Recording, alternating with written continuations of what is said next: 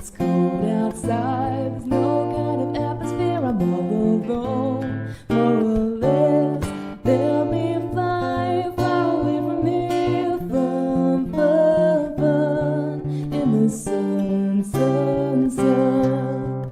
I want to lie, shipwrecked and comatose, drinking fresh mango juice. Goldfish shows, feeling on my toes. Fun, fun, fun, in the sun, sun, sun. Fun, fun, fun, in the sun, sun, sun.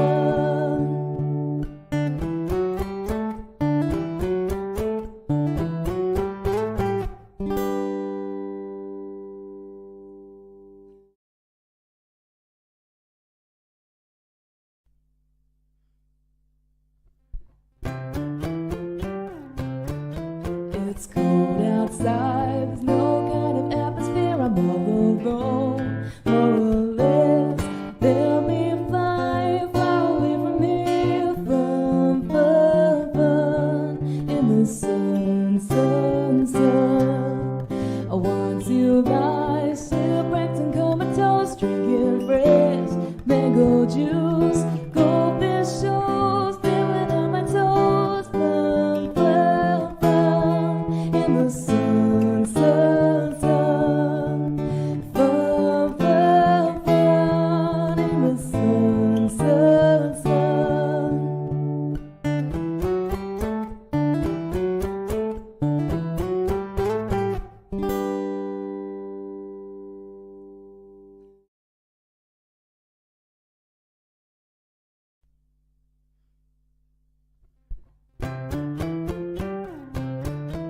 It's cold outside, there's no kind of atmosphere, I'm all alone. More or less, there'll be a fire far away from here. Fun, fun, fun, in the sun, sun, sun.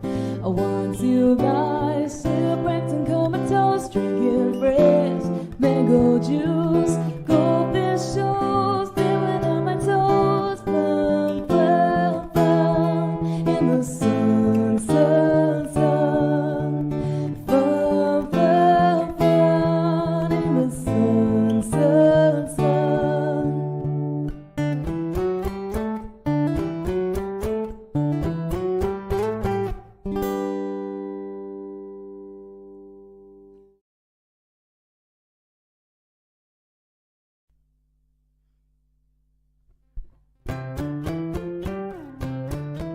It's cold outside, there's no kind of atmosphere, I'm all alone. More or less, there'll be a fire far away from here. Fun, fun, fun, in the sun, sun, sun. I want to lie, shipwrecked and comatose, drinking fresh mango juice. Goldfish shows, feeling on my toes. Fun, fun, fun, in the sun, sun, sun. Fun, fun, fun, in the sun, sun, sun.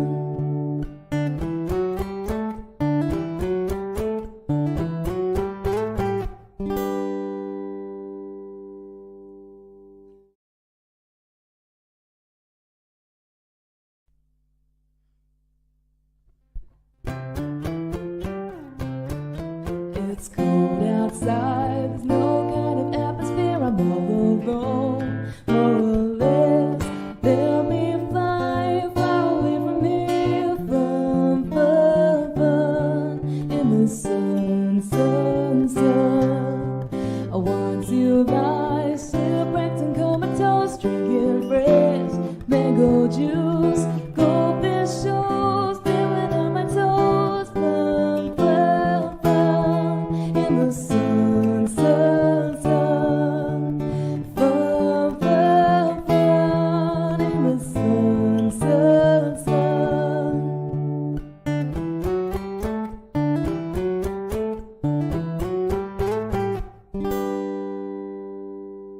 So we're live. Live. Hey everyone, and welcome to the Nerdy Up North podcast. It's a nerdy podcast hosted by Northern Nerds. I am one of your hosts, Sam. And I'm the host, Paul.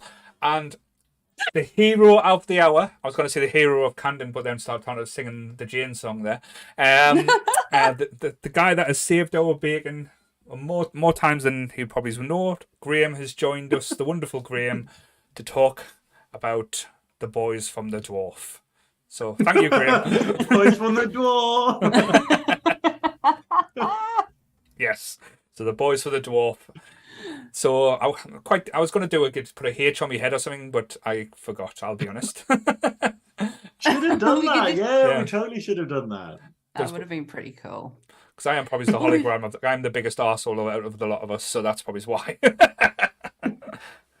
I'm trying to think of who I would be, but I say some of the most stupid shit. I'm probably a cat. You probably is a cat. It's that weird thing, though. You know, everyone always just goes like, oh, I'd be this person, or oh, I'm just like this. And they're basically always wrong. Like, you know, the Sex and the City thing where it's like, well, I'm a Samantha. And it's like, no, you're the guy in the background doing nothing. You know, which is harsh. But, you know, a lot of the time when someone says something, you're just like, you wouldn't make them the main cast, bitch. Yeah, that's it. Like, you're an NPC. No, I would happily be a scutter, I think, if I was... Wow. In Red Dwarf, how cool were the scuttlers though? Yes, but before we start getting all nerded out in the Dwarf, I just want to say a big thank you for the chat as well. We've been chuckling away before we went live with everyone saying everything's dead, and Sam's gone, why is everyone dead? It's guitar, Sammy. I know, I says, what is everyone talking about? Like, what are they going on about? And then he's like, it's a Red Dwarf quote. And I'm like, oh, yeah, of course it is. Best episode. I've just made myself choke. Oh, sorry. And you didn't even have to pay for that, guys, but yes. Hello, everyone in chat. There's loads of them. There's Beth, there's Christopher, there's that Goodwill bloke. Oh, you know. I know him from something. I feel like you know him. No, I'm somewhere. I could be mistaken, yeah.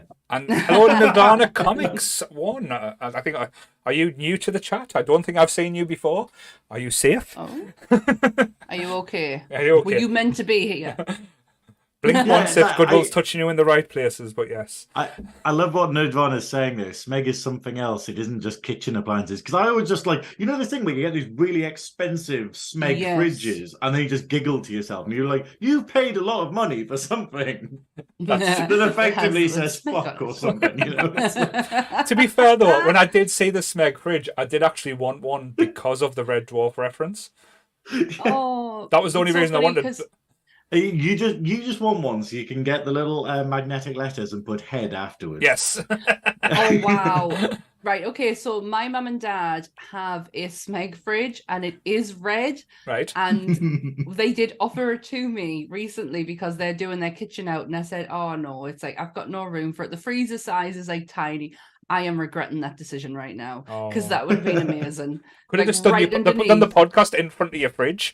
It would have been better than the mess that's right behind us now, so absolutely. Yes. Before we get into the boys from the Dwarf, I need to ask the biggest question, and I feel so out of place because I didn't get to ask it yesterday.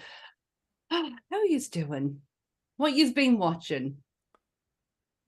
Come on, guys, what you been watching? How you doing? Nothing. Graeme is the hardest working man in show business, so nothing. It's so bad. Like I was telling you before we started about like how everyone's like, oh, bank holiday weekend, can't wait to go out and do all this exciting stuff, and I'm like, I can't wait to do nothing. I've got so many films to catch up on because I still haven't seen Everything Everywhere All at Once, and my mates are like, you will absolutely love it. You will absolutely love Jamie Lee Curtis's character and stuff. And what is it? The 4K version of The Last Emperor has just come out, and that has like a sort of 4-hour version of it that I really want to watch. Wow, that's then a commitment. all this other stuff. I haven't started The Mandalorian yet. Like literally, the only thing that I've watched over the past 6 weeks that isn't bloody drag idol footage is, or myself, which is even worse, is Picard, like Star Trek Picard.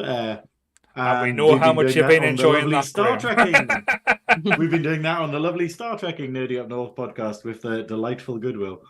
But yeah, so it's the anticipation for what I'm going to watch that I'm excited about. Definitely. And what have you been watching, Sammy? Oh my God, what have I not been watching? So we're back. We're back on the Brooklyn Nine-Nine. So we're on season 2 of Brooklyn Nine-Nine, and Ant's taking it. Like usually I can just put something on in the background and just leave it. He's like making us stop, Right. so to know where he's at. I started at the Midnight Club. Right, okay. I've got 2 episodes of that left to watch.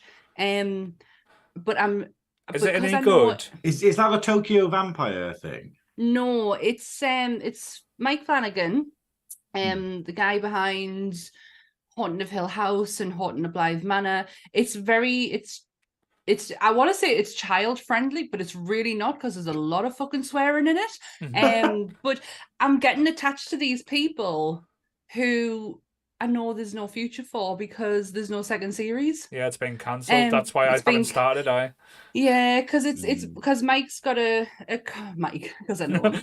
Mike, Mike. He's now got his contract with Amazon. So his contract with Netflix is gone, so he's moved to Amazon. So they're not renewing it for a second season, which is such a shame because there's so much potential behind it.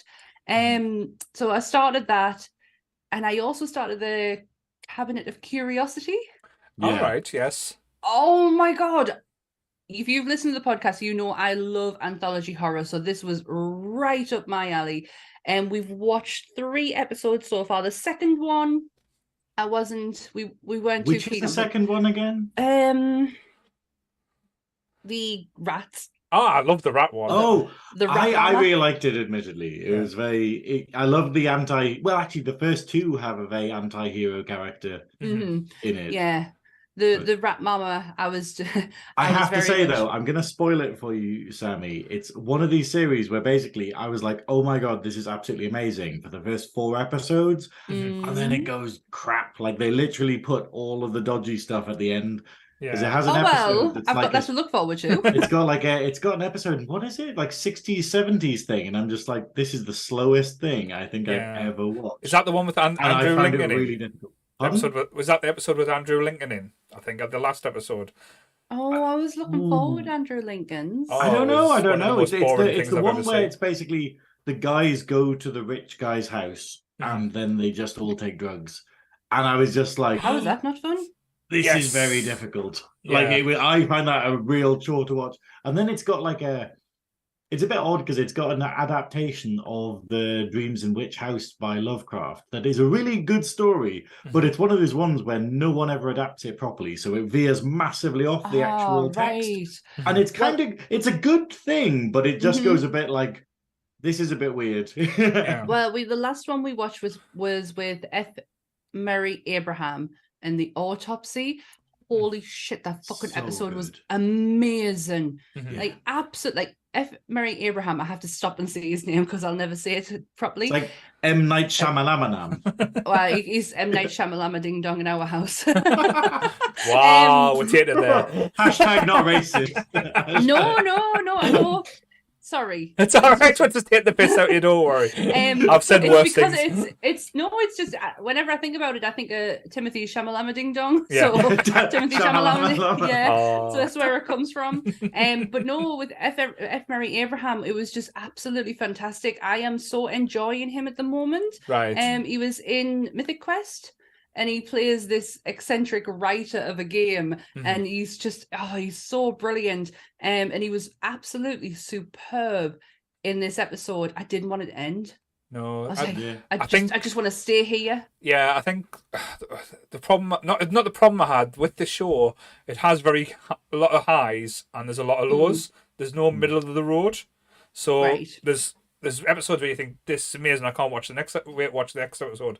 Then you watch the next episode and goes, why did you follow this with that?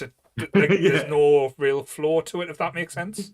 I think Yeah. it's odd though. I like seeing them in as kind of vignettes where it's the idea of like just going, you could take one of these episodes and build a universe out of it, like build another show of it. And I think that's a great little, anthology thing that you could happily do a whole series like set in that kind of timeline or world where the rats episode happens, or even the first one. Like, what are the consequences of the first episode and stuff? And it's yeah, I just think it was brilliantly done. And I like him. For some reason, Del Toro is really watchable, where he just comes out and he's like, here's my weird little box thing. Here's today's episode. And you're like, the first thing why does this need to happen? But I'm happy it does. The first thing Ant said when he saw him was, how blind is he? Because his glasses are so magnified. And he was like, my God, is he that blind? The horrors he's seen, Sammy. The horrors. But he is honestly, I could sit and listen to him talk for hours. I love his accent. I just love him as a person. But what we also watched was Megan. Yes, the dancing robot. And I fucking loved it. I didn't see it as a horror film. I saw it more as a sci-fi film. But it still had obviously some horror elements in there. I want a Megan doll, very much so. For some reason, that doll does not creep me out. Goodwill will sort you out, didn't worry. He knows he's got a guy. Oh, has he got a guy? He's got a guy. I see. Sorry, I've just seen one of Beth's comments, and you got us there, Beth. I'm going to admit you got us there. Sorry. Loves a good ding dong. Bye. Oh, God. Bless her. She tries to make me laugh. She's done it. But yeah, Megan, really, really enjoyed it. Thought it was good crack. Thought it was good fun. Cool. Very good. That's what I say. I've watched a lot. Since Nick's got back, I'm sorry if anyone watched the Friday night episode with Tucky. We were in the middle of a conversation. I realised my wife had just getting back from Australia, so that episode got cut pretty short quick. So I was like, hi. That's fine. I would have done exactly the same. I'd be like, right, ta-ta. Bye. It's time to go, guys. But yes, I've watched a lot over a short space of time. Like I say, I've been caught up with The Mandalorian. Not to give any spoilers for Graeme, but I am absolutely loving this episode. A lot of people are giving it shit. There's some weird characters in it, but there's been great like dogfight like between starships. There's been battle scenes. Like I say, it's given us everything I want out of Star Wars, so I'm quite happy with The Mandalorian so far. Probably the weird thing I've been watching this week. We finally caught up with Great British Menu. I am obsessed with that show, and some of the theme this year was animation. With it being Paddington Bear's 60th or 70th birthday or something like that. So happy birthday, Paddington. He's looking good for it, though. He's looking good for it. It must be all the marmalade sandwiches, I tell you. Oh, that'll be it. Saying that and saying what if Paddington gets diabetes? Is that the next horrendous life event? They've just announced Paddington 3, so maybe they get him on a different that's diet. The plot line. He's got diabetes. That's how it's going with that. But yes, it's gonna be like a Steel Magnolias, but with Paddington Bear. Yeah, that's it. It's fucking full on like fried green tomatoes or Steel Magnolias with with Paddington Bear. Oh my God! Can we not just make this happen? I'm just having like the Muppet special Paddington now, having like Kermit and Piggy standing over and Paddington. It's all going to be okay. We'll just replace your stuff in here. Oh, this is taking a dark turn. I have to say though, I'm really looking forward to Paddington 3 because it's just like if anyone in the chat or anyone watching this hasn't watched Paddington 1 and 2, do it now. They are probably my favourite British films. Yes. They are ludicrously good. They are. This thing where you're just like, this is actually comedy perfection. Like, it's so fucking funny. Like, and the villains, the villain has Nicole Kidman in the first one. Yes. And the second one has Hugh Grant, and he's absolutely hilarious. I'm wondering who the villain in the third one's going to be. Because it's like, I'm trying to work out, like, with them doing the villains well. But I think it's going to be set in Peru this time. I think that's what the rumors. It's supposed to be the third one's going to be set in Peru. But it's a great that you mentioned Hugh Grant, because can we just say what attorneys had recently, like the things he's been in, like when he was in The Gentleman, he was unmistakable, and that one way he was unrecognizable in The Gentleman, and he was quite sinister in that American show where he was done an American accent as well, but I can't remember the I show know name you- now. I know what you mean. I didn't watch it, but I saw it on Gogglebox, so technically I did watch it. But yeah, the gentleman though, that blew me away, because that is just not him. I just feel like he's making just good choices. He's doing a Nicolas Cage, and he's making really good choices. I think it's definitely it. Hey, Pounding Metal 1994 in the chat. Yes. Oh, We're hi. Getting some new names tonight, and so Oh my lots God, of, look lots at of the Red Red Dwarf Dwarfs fans, brought which is to quite good. us. yes. But I did watch as well 2 movies over the Mm. weekend. I'll talk about the first one yes. because it was the most batshit crazy piece of shit I've ever seen. Okay. In a good way. Cocaine Bear. Oh yeah. Was It's- it good? I've not I seen can it. be No, wholesome, Joe Border, it wasn't damn good. it. It was just entertaining. That's the weird thing. There was nothing good about it. The CGI was terrible, but like the death scenes were absolutely hilarious. But seeing a bear go apeshit over cocaine and taking it to a baby cubs as well was just like one of the weirdest things I've ever seen. I stopped someone in their tracks yesterday when they asked us if I'd watched Cocaine Bear, and I went, "Yeah, I like to see a good bear on crack," and just walked away. So yes, and I finally got round to watching it, Scream 6, Yay! and I was so pleasantly surprised with how well it was done until the Scooby-Doo ending. That was Oh, the see- only bad thing about it. Like, I know the unmasking is in part and part, but Yeah. I love the new way they took the kills. I love like the beginning, Brutal. how different the beginning was. I just thought like they took it to places where Scream 5 should have went. Yeah. But then we had like the overacting and like trying to outdo Stu. But I did get the reference in it as well where they were like saying, "Is Stu still alive? Stu dead? Nobody knows." So Scream 7, Stu's coming Nobody back. knows. I have been seeing it since Scream 5. He's coming back. I just didn't say which one he was coming back in. He's coming back though. Hedging your bets there. Well, Yeah, he I was saw back in, Scream. he was in 5 just as a hidden cameo. Was he in a cameo again? Not in this one, no, not in the 6. Oh, right. I got excited there. I was like, oh. No. I went to see it on the opening weekend by myself, and I am that dumb. I didn't see the ending coming. I am really not that good at this, by the way. And you know, the worst part of it is I was on my own, and when the ending happened, I'm like in my chair going, "Oh my!" And there's nobody there sitting next to us. Tell you what So surprised me. you have to was- just run outside, grab someone on the street, and just be like, "Ah!" And they're just like, "What are you talking about? Scream 6!" But no, it was surprising as well. You can tell when it's a good horror movie, because we've seen it like on Saturday, and that's like what 3-4 weeks after it was released. Yeah, and so the pictures were still packed. that is so cool. So cinemas, there was- so go to the cinema, guys. Keep Go, cinemas please. alive. Keep them alive. When the opening bit, it's not giving any spoilers away, but there was a poster on a wall, and it was last podcast on the left. And I was like, what? And there's like, I text Anne. I had nobody else to tell. It was very liberating going to the cinema on my own, but it was very disheartening when I had nobody to react to. But I tell you what, That's though, the if that's the reaction, we need to get the Nerdy Up North poster in a movie somehow. So that's the goal now. I would lose my fucking mind if I saw like a Nerdy Up North give it a sticker on while, someone. but hopefully it'll happen. I think it'd be good. One day. I would actually just stand up and go, "Excuse me, but come on." But here's a question for the both of you, though. Like, we're talking about what we've been watching lately. When was the last time either of you watched Red Dwarf? Because I've kind of found that it's so ingrained in me that I just remember all of this stuff. But then when you asked me to be on, I was like, I don't think I've watched it in like 15 actual years. But then I still remember all of it. I still cherish it. But then it's like I haven't actually... I watched one episode like last year because I was doing a drag routine and I made it like Red Dwarf centric. So it had all of these quotes in it and stuff, where it had loads of quotes from Female Holly. It had loads of quotes from Kachansky and stuff. And that was it. And I was just like, oh God, but I still remember this like it was yesterday. But how about you guys? I watch it once a year.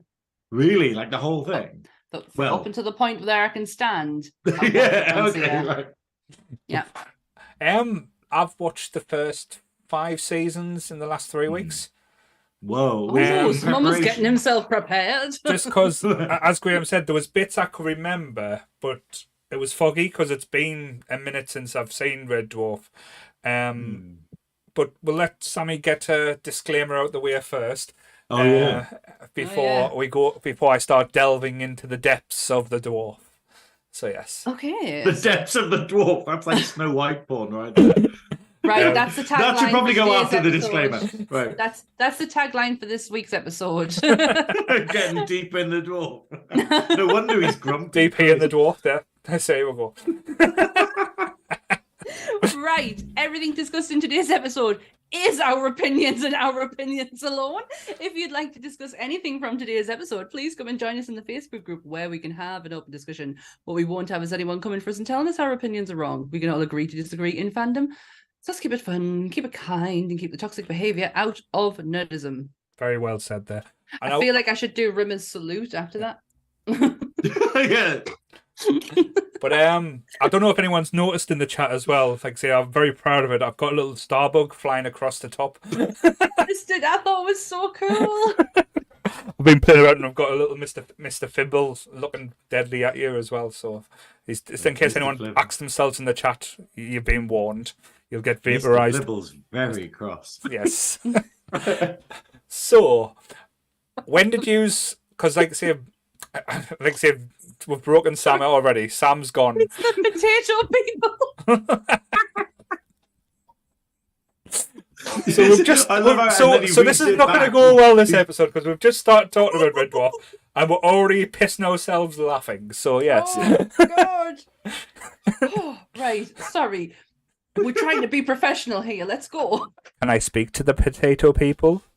I love it. It's like, and I'm the one that's mad. You know, I love the setup and the payoff of that joke where he's just like, he just does it and he's just like, what is it? What's it he says? I haven't seen this in 15 years, but it's like, he says it's like,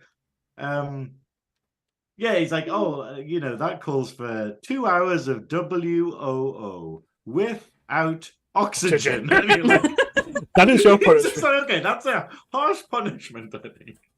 But God.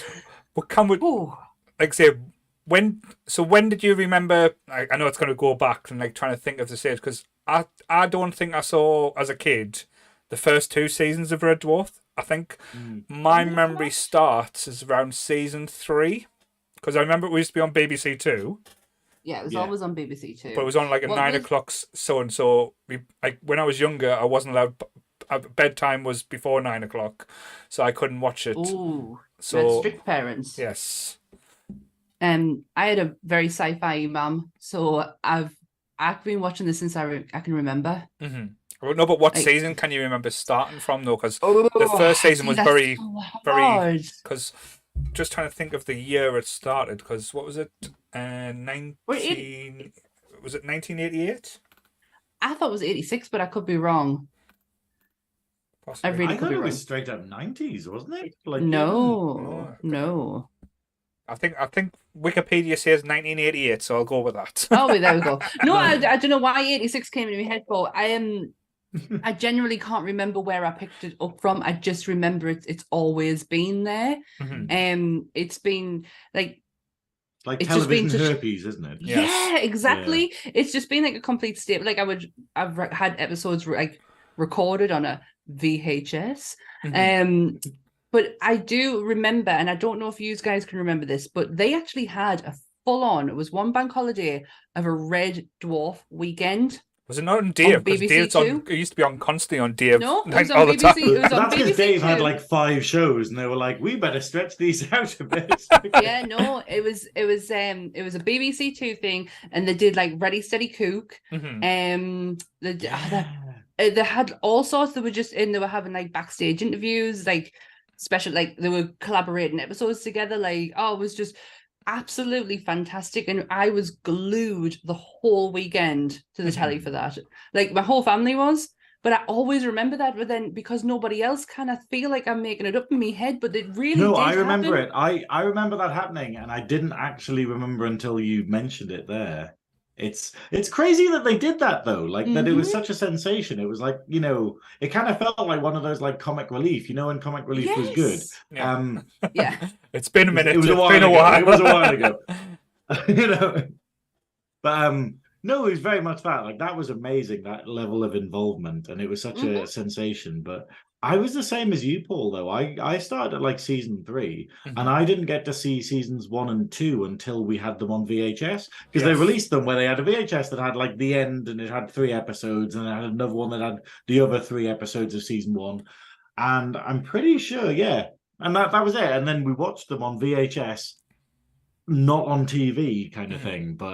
And it's kind of weird doing it a bit backwards, because I wonder if that influences it. Because I was going to ask you later who your favorite Holly was, Yeah. because obviously my favorite Holly is the female Holly, because Mhm. I think that's who I experienced first. Yeah. And that I think they're probably funnier because like male Holly's like He's he's so cleverer. dry. Like it's dry, but it's the idea of like it's not as dumb as female Holly, Yeah. Oh yeah, female Holly it's like the downgraded so badly with female Holly, but Yeah. the male I mean, Holly it's was all hilarious. Where it's Mhm. like, well, one of the lines I had to dig out for the drag thing was literally one of my favorite lines in anything ever, which is just the throwaway bit at the beginning of an episode where it's just like, oh, uh, you know, red alert. This is not a drill. This is a drill. Where does a drill I noise? It's like, remember that. bugger! Now the sirens bust. Oh, ooga. And it's just like, what the fuck? And it All just hands stayed on with me. deck. Just the idea of like the siren being broken or something, just in the middle of Awooga, it. awooga. I remember that. Yeah. But it was like that was the level of stupidity that female Mm. Holly did. Whereas like, like we'd have with male Holly, it was very much, oh, everyone's dead, Dave. Where it was very sort of dry, it was very Condescending, sort of like clever, it was patronizing very sort type of thing. Yeah. Yeah. But but, that like we started season 3 because they already had the established roles and the established like members of the crew. Because in season 3, Crichton was suddenly a mainstay because I think he was introduced in season 2, if my It was memory the serves right. end, if I remember right, it was the end of season 2, and it's not the Crichton that we know as Robert Llewellyn. yeah. No. It's someone completely different, and the way that he looks is different, and Mhm. it's where it's the Morphous blob thing Mhm. that Oh, because he does the whole Camille. gun. Camille, that's it, and Yeah. does he do the whole? Is it Gone with the Wind at the end? Yeah. Yeah. And then he does there's loads of movie references in that because he does the swivel on it, punk, as he rides up into the distance on his motorbike looking like James Dean. But the thing is, though, It because was so surreal. when I watch it back now, or when I watched it back like the first season and second season, when I finally got round to watching them, because I think it was the same as you, Graham, because it wasn't like where we had repeats or like Sky now where you could record or download like streaming. You had to either wait for it to be next on, or like buy the VHS or hope one of your friends actually recorded it. But when I went back Yeah. and watched the first 2 seasons, like it's amazing to see like the character development. I know Lister doesn't really change much from the No. first season until the last season, but Yeah. like the development of the cat at the start is one of the most hilarious characters I've never seen. When he's just walking around the ship going, "Wow, dude, what are you doing, fishy?" The way he's spraying everything because he Yeah. just decided he owns everything. This is I'm gonna eat mine. you, little fishy. But there's just the way he spoke as well, because it was all like broken English, because he's never really been around like humans or like Yeah. that type of thing. So it was kind of like this, like everything he said was said in phrases rather than like cohesive sentences, and he was like an actual cat, where his Yeah. attention span only lasted for a few seconds, and it was like off doing something else. Like I absolutely adored, like, say, the character of the cat and the things. I know later on we got like other characters like Dwayne Dibley and stuff with the cat and different personalities, but I wish they kept that cat a little bit longer as well, because Yeah. that element just absolutely blew me away when I first watched it, how funny he was. Well, The I more think he- it's that weird evolution of the characters where basically Yeah. the characters fall into roles. Like, you know, the idea of when they actually have an impotence, because obviously season 1 and 2 are literally like, here's the situation. You are the only man left alive in the galaxy, you know, and there wasn't really a sort of overarching plot. It was just episode after episode, like, you know. And then obviously in season 3, isn't it, Red Dwarf gets nicked? Or so, you know, isn't it? Is it 3 or 4? Four Is it was 4? the fourth episode, yeah. Oh, is that when And they're then on we have it where like Rimmer becomes the navigator, Crichton becomes whatever Crichton does, you know, Cat becomes the pilot, you know, and they all kind of fall into these roles, and Cat very much gets domesticated. No, well, it kind of becomes a lot more kind of serious because they have an actual thing to do, but I guess that's maybe just because they've experienced more rather than living in the vents or something. Yeah. No, I think it's a brilliant way of showing evolution to the character, because he is the way he is because he's been on his own for how many years, and with Rimmer, you've got to think Rimmer potentially could have been there, and then he gets to meet Dave, and he gets like that side of his personality from Dave. But I was laughing earlier, and someone's just said it in the chat, because the first thing that came to my head when you mentioned first season of the cat was Cloister the Stupid. I'm Cloister the Stupid. But the whole and I couldn't stop laughing. But the whole premise, because that was the thing, because you thought the cat was by himself as well, but he had like a reverend there that was like dying. That was like the most bizarre thing when Lister goes to find him, and he's like down in like in one of the like air ducts in the creator home, and you find out there was the war of the cats, the ones that believed in Cloister and the ones that didn't, and they went off in their own worlds. One got hit by a meteorite and the other one got hit by another meteorite because they didn't know how to navigate, apparently, and they were just left behind. And it was like, I've burnt my hat, and then puts his hat back on. Like Cloister was just like, that's me. I am the hero. But it's just so bizarre. Like, say, the premise of it, like. It is quintessential British humour, though. I think the that's universe. I think the universe that they created is really strange, because it's like, you know how with everything nowadays you end up with like a role-playing game or something. It seems to be everything. Like, it's like Warhammer Fantasy has a role-playing game. Like sort of, you know, Magic the Gathering, there's probably going to be a role-playing game for that, or like Buffy, there's a role-playing game for that. You know, it's all of these things, and then it's like. And it says something about the universe that you can kind of do that with it. And Red Dwarf's very much something where you're like, whoa, we have all of these different races they encounter. Like, is it the Gelflings? Is it Gelf?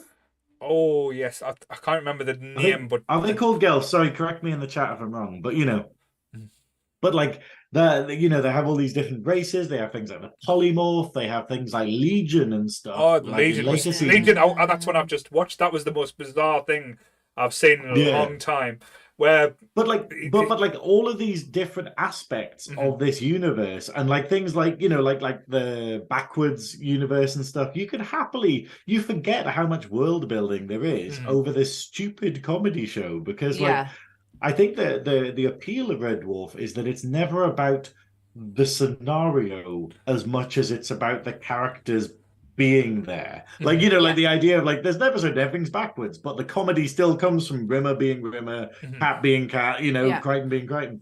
And I think there's something wonderful about that. And I think a lot of shows nowadays are based upon, but here's the situation, and the situation is what the episode is about. Whereas it's just like, just put Rimmer in a fucking supermarket. There we go. It would still somehow be hilarious.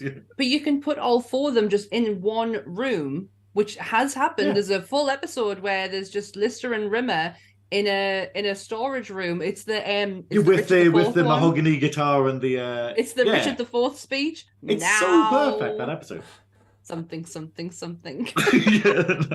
But I love that fucking line. Gilf, that's it, Gilf. But the thing with Gilf, like say the premise of like say the show, why it works so much, it didn't try and break the mold. It didn't try and change it. It was a very simple premise. Two complete opposites stuck by themselves to annoy each other. The way it was very much like say the Walter Matthau and like say the grumpy old men type thing. To these complete polar opposites of people and personalities, and see them bounce off each other. But to be fair, I think where Red Dwarf got it right, but more than most people ever do, is the casting. Because absolutely, I don't think anyone else could have played the parts or the characters as well. And as we found out later on in the show, when Chris Barry, for other commitments, left to do other things, how much the show missed him and missed that that element. Not saying when Kinchadski come in it was bad. It wasn't. Yes, it was. Bad. Well, to be fair, it had some good parts. No, the problem was though, I felt really sorry for her because I really like Kachansky. I really like that actress. I think she worked well, but the show was just awful. Like it was that that thing of just going like. And I don't think it was her. No. I think it was just literally the idea of couldn't we have had the show with the four of them and Kachansky as well? And I think that would have been great. But then because it was like, oh, she's there at the expense of someone else and the synergy kind of broke, it was a bit like, oh, sorry, I'm laughing my tits off at the chat. Like, thank you for explaining that more it's teeth in the Osmond family. More teeth in the Osmond family. That got me. I do agree with the whole Kachansky thing. If they had the four of them and her, but I think my not hatred. I definitely don't hate it, but my disliking for that series is the fact that it's not Kachansky. Craig Rogan was Kachansky, and that's who I was like, oh, Kachansky. No, that's not her. No, where's Clegg Rogan? But didn't they explain it that was Kachansky from an alternative universe type thing as well? So. Oh, wait, that's what they can do in space, can't they? Multiverse. Multiverse, bitch. Then pull that fucking card out. But yeah. Yes, sorry. No, that's fine. And I love, as you said, the early Dwarf just because they had a shit budget and the stuff they used to do with the shit budget as well. Because some of the monsters look rotten, to be honest. Some of them were just piles of clothes just mashed up together and but this is the thing, though. It's like that's what's good. Like I think there's a horrible trend nowadays to go everything needs to look amazing, and obviously I'm boring because I'm a retro gamer. So when I'm streaming games on Twitch and stuff, I'm just like, I don't care what it looks like. I'll play on the lowest settings available because I'm here to play the game. And, it doesn't really matter to me. And it's so scary seeing stuff nowadays where people are thinking about graphics and visuals first and then being like, oh, and we'll work out the plot later. Like, I think Red Dwarf got so much worse when they lost... You know what it's like when you get, I'm starting a lot of threads here, but you know what it's like when you get something and you realize and you go, oh, maybe the people making this don't realize why it works. Yes. And we kind of expected them to.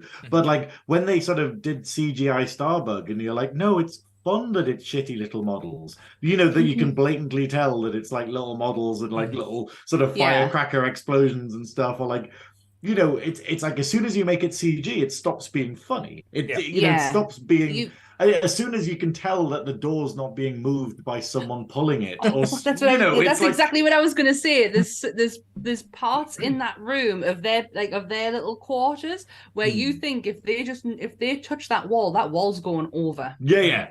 But there's like moments on the ship where you're like, that is definitely gonna fall over. But that was the charm of it and the beauty of it because it's almost B-movie. But that's the thing. I think that's when the Americans got involved with it as well, because this was one of the ones that shows that catapulted over into American.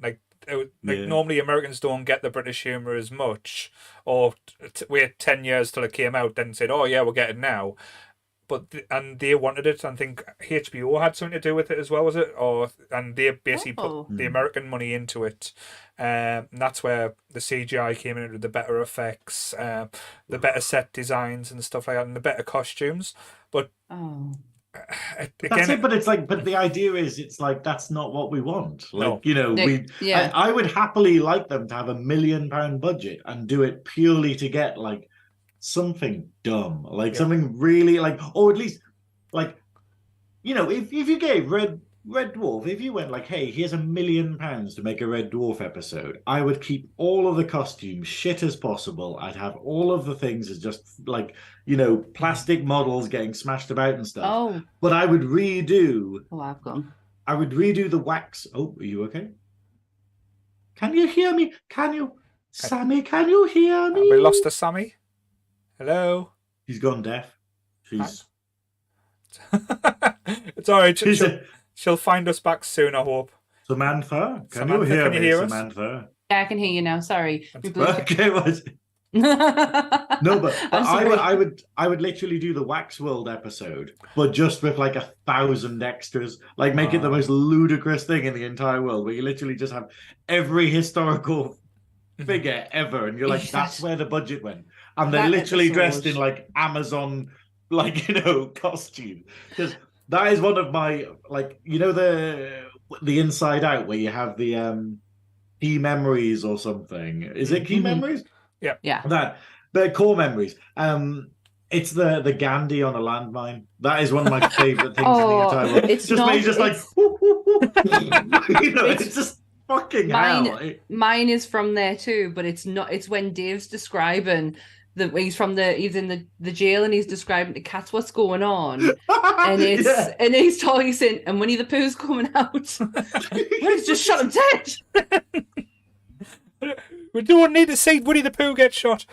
I do. That would be hilarious. But that was when we saw all of it. That is where I would throw the budget. Like, it wouldn't be souped up costumes. It wouldn't be special effects. It would be shitty BBC prop department things, but for 1,000 people. No, I get that. Like, say that was one of my favorite episodes as well. Like, even a kid watching it now, and it still holds up well. But the balls that they went at with that one as well, like having Hitler in straight away, as when they're coming in, it's like, what the surprise! Fuck? Surprise! It's Hitler and Goering. Oh, you look at a fat bastard.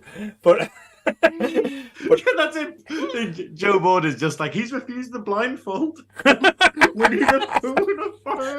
The way he describes it, his delivery of that whole scene, how he didn't do it, cracking up. There's no crack lines there. He just says it so deadpan. Like, yeah, Winnie the Pooh's just about to be shot. There must have been so many outtakes, like on the VHS and stuff, where it always had like the actual extras. Like, it was one of the few VHS, I think, that actually had like outtakes back in the day. Because obviously DVDs, we kind of got used to having extras, whereas Red Dwarf, they kind of went, oh, actually, here's an extra tape of outtakes. And you just go, and this isn't even half of them. Like, it's like an hour of outtakes, and you're like, no, there would have been a lot more of these. Or you could tell they were just having pure fun and joy, like say on this show, like just how much I would have loved to have, like, if I was ever going to work in like on a show, this would have been it type thing. Just is anyone else having just flashbacks come in their head and just laughing about them? No, that's what I've got right now. As soon as he mentioned he refused the blindfold, I'm like, oh God, no! The entire scene just going in my head like vividly, and I'm like, oh God! It's like, obviously Gandhi is one of my favorite visual things ever, just because he's got a machine gun. It's Gandhi. It's the with way a machine gun. It's the way stepping he on a landmine. It's absolutely hilarious. That episode is just genius. But the one that I really fucking love is the Western. But which one? It's the one where it's the one with the virus, and they've got to get it with the dove. Oh, yeah. I do that because the dove the dove antidote, and that one won an award. Yeah. And I can't remember what award it was, but it won an award. I think it was an Emmy that won. I think it actually won an Emmy, I think. Was it an Emmy? I always say to my dad, award-winning episode right there. But going back to the episode that Graeme was talking about as well, because that was the first episode, because you always think Rimmer's a dick. You always think he's a bell end. That's the thing. But that's where you realise that Rimmer's not just a dick, he's an evil, nasty bastard as well. When when he's going to, like, see, he's wanted to put, like, as he's talked about in the early episodes as well, that his hero is Napoleon. So he wanted to be like a general. He wanted to play the war game. And when Lister like tells him what's happened, and he's saying, well, it's going to be peace above our time now, and he's going, well, nobody survived. It was good, yeah, but there's nobody wars. There's nobody going to bask in the glory. It was good, well, isn't that what war's about? And I know we had a little discussion before we went live as well, because when I've watched it back now, I didn't realise, probably at the time, because I probably didn't get the humour or the comments, because at the time it was set, I was surprised at how finger on the pulse for like political commentary and actually religious jokes was, because it's very anti-religion. Like, say, a lot of the comment jokes have like fired out about religion and stuff, where it's been set in space and like say it's gone for so long. Like as you said with Cloister the Great, like say like being that element. The Matrix episode, and the reason I call it the Matrix because it was basically Red Dwarf did the Matrix before the Matrix, where the squid basically the despair squid squirts with the ink. Back to the reality, yeah. So when they wake up and they've said, "Oh, you've been playing 4 years of thing," and there's like, "Oh yeah, Timothy Spall's there, isn't he?" That was so clever. I remember back in the day because this is the weird thing. When I saw this, I must have been about 8 or something. Like watching it on TV and then just being like, I didn't get half of this. Like I actually remember, in the I forgot what the episode. Demons and Angels, where the ship splits. Yes, I remember in that, like and it's got like sort of like evil Rimmer, and he's literally just a pervert, But I remember, like I when I watched it, like as an adult, I watched it, and he says like sort of like it's like, I'm going to whip you within an inch of your life, and then I'm going to have you, and I did not know what that meant as a child, and then I watched it again as an adult, and I'm like, oh, this is even worse. And it was like, but that was the perfect thing. It was like kind of like The Simpsons, where there's like little jokes for adults and then loads of puerile humor that a child will laugh at. And it was very much the same in that episode, like Paul, where you just didn't get a lot of it as a kid, but then Oh God, no! Oh, no. It's like the comedies from back then. You didn't. When I'm watching it now, I'm like, it's opening my eyes up to a lot more stuff and context that I didn't even realize it was about. Like when they're coming out of the and they're trying to find out who they were and stuff like that, and it's basically you find out Lister's part of the fascist party. So that that's what it says. It's got a poster saying pro-fascism, and it's like it's got a guy coming out saying, "Oh, someone stole one of the freedom apples from us," and it's he's not calling them people as well. It's got "Hello, voters." So it's very very much anti-Tory and stuff like that. It's like, wow, it went there because like back in the day with the BBC comedy as well, because I know the BBC has to be impartial. Bullshit. Bullshit.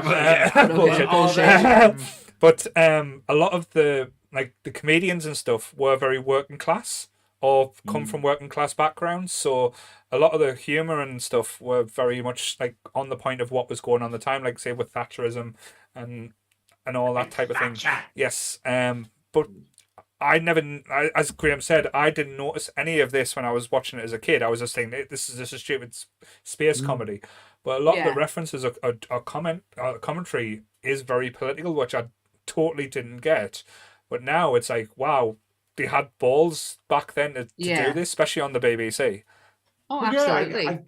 I think it's the idea of I think it's the same as it, because the thing is, everything is politics. And, I say this a lot in my drag performances and whatnot, but it's the idea of if you feel like you can get through life without politics, it means that you are the majority. It basically means that you are just not affected yet by politics. So as soon as you just be like, oh, well, it doesn't matter to me what party gets elected, then you're like, cool, you are in a position of privilege if that's the case. Because a lot of people will be like, I don't want this to happen because I will be fucked if these people get in.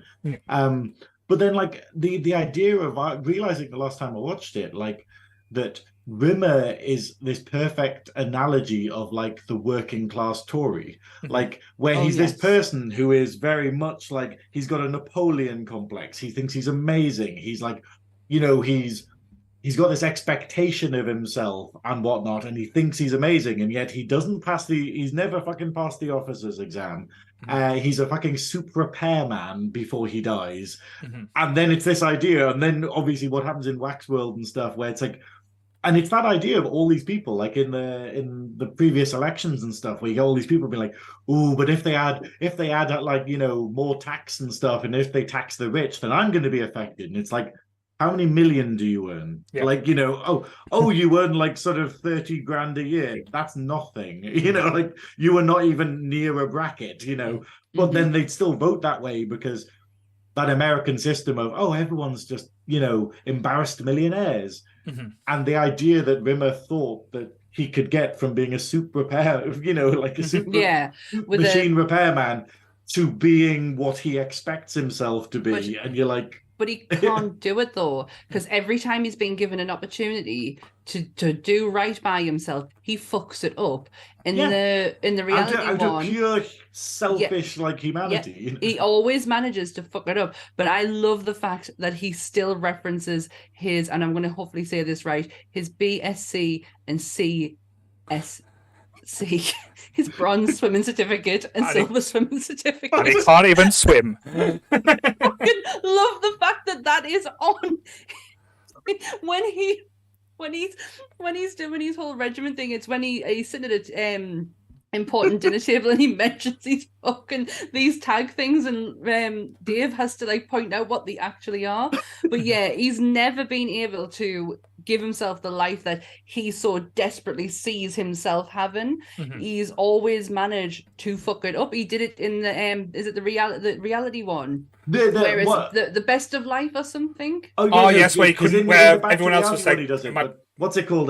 Better than life, isn't it? Yeah. Better than life, and he manages to get everything he wants. So he's prestige in the army and gets the girl, gets the money, gets the house, and then manages to fuck it up by having 17 kids, having like multiple children, not paying his taxes, getting caught by inland revenue, to then being dumped in on the beach with jam on his face, being eaten by ants. Like, that's how he gets himself.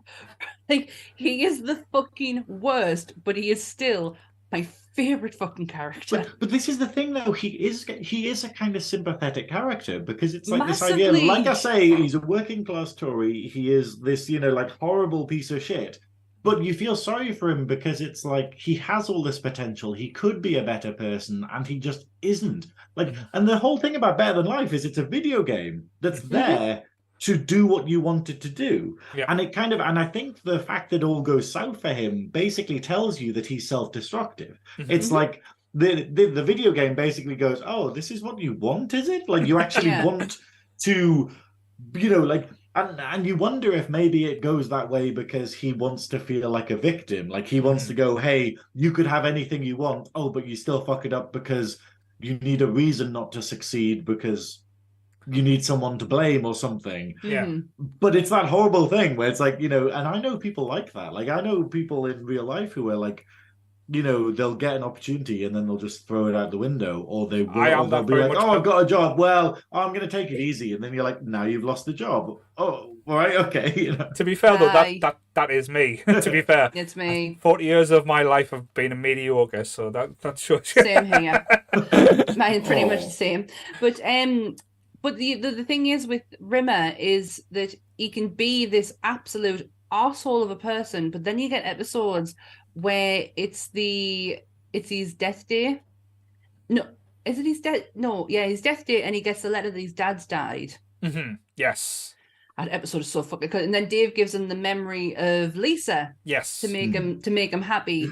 And that episode, that like really like hit a string. Hit something right here, because that wasn't the normal Rimmer that you tend to see. He had like it's the when Dave's reading the letter out and he's going, your dad's dead or something, but he doesn't say dead, and I can't remember what he says. Good. Oh, that's going to bother us now, because that's the joke, and I've just probably ruined it. I think there's a lot of your dad's dead. I think the episode as well where you do feel really sorry for Rimmer is when Ace gets introduced, like from the and he like basically comes in and he starts like being the perfect guy. He's like he's broke his arm and he's still helping Lister fix like say the Starbugs and then get back to Red Dwarf. and he's basically trying to build up Rimmer, like saying, "Oh, you must be able to do this. Can you do that?" And Rimmer's like, "Fuck no, I am just useless. I am just this piece of shit." And like say, and he's like, just telling them, like saying it's not Rimmer's fault. There was something that happened, and like I say, a very simple thing in your childhood that changes your course. And the joke was, I don't know if it was a joke, but I found it quite funny, where he's saying, "Oh, one of us got held back," and everyone's like, "Oh, it's got to be the Arnold that we've got held back because he's dumbass." He's saying it wasn't; it was Ace. So and he tells you why he basically used it, because he was taller than all the other kids, and it kind of pushed him to do better and stuff like that, and it took away like that superiority complex like Graeme mentioned when he was a kid, and it brings it back home. But because I love all the different references to all the movies and stuff, and you get like the scroll at the end, like the Star Wars scroll saying, Ace Rimmer went off across the universe, met thousands of other Arnold Rimmers, but he can confirm no one was a bigger dickhead than the Arnold Rimmer he met today. The chat has just cleared up the joke for us. He died peacefully in his Jeep. Oh, I'm sorry, sleep. Your father is dad? Your father's dad? Oh, your father's dead. Oh dear. Oh God.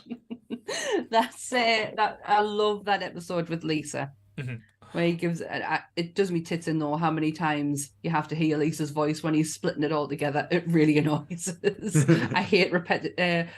I can't even say it. Well, to be fair though, when you talk about repetitive, like how many times did they come up against a killer android or a killer computer in the show? They were in space. I mean, Yeah, you're very limited on your villains, so I kind of guess that yes, they did come across some. They did come across some spectacular villains. Legion being one of them, who is in. I thought that episode is just fucking fantastic. Just remind us, like, I say, a good in a sex suit or something like that, though. Yeah, especially when he takes the mouthpiece off. Yeah, I like the idea though of like that. I think that's probably one of the later good ones. Like, because I remember it being that there's only like a season where Rimmer got like hard light, and then it like where you get, because he gets hard light from Legion. Yeah.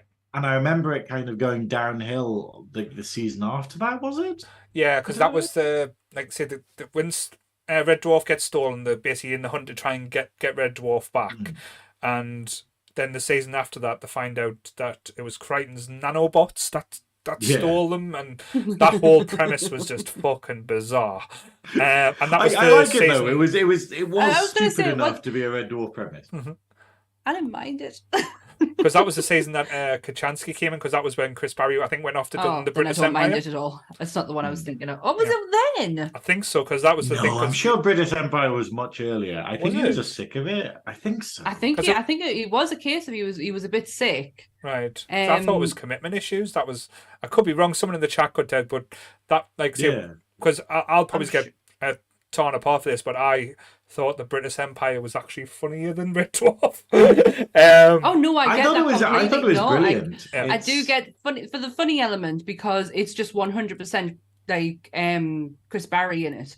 So, and that guy is just pure hilarious. I sat in a room with him not long ago, and I couldn't stop laughing, and he was just sitting signing stuff. Honestly, there's such a presence about him. It's ridiculous. He's it's a shame he hasn't done more though. Like, it's one of those things where you just like, oh bollocks, like the same as Robert Llewellyn, where you just kind of go like, oh, I spoke to Robert Llewellyn on the phone before. Did you? At work, yeah. His voice is obviously so distinct. He is a customer of the place that I work at, or was. I don't know if he is still. And he was ringing to give what it is I do over the phone, and Sammy does not work on a sex line. Just putting that out there. I do not. But Imagine. Oh my God. Hello, ladies. Well, it's not as good as.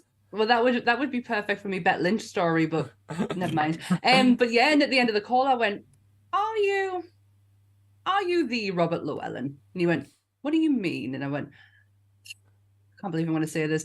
Are you Crichton?" And he went, yes, I am. And I went, oh my God. And he went, see you later. And I put the phone down. Bless. You must get that a lot, but that's wonderful. It's the voice. Mm-hmm. Like, the name came up, and obviously, I am dyslexic, so them letters did not make much sense to me. But the minute you said Llewellyn, I knew exactly who he was. And then the voice. It was the voice. It was just perfect moment. Sammy works on a what? A scrap heap challenge role play line. Oh my God, he found me out. Yeah, that's it.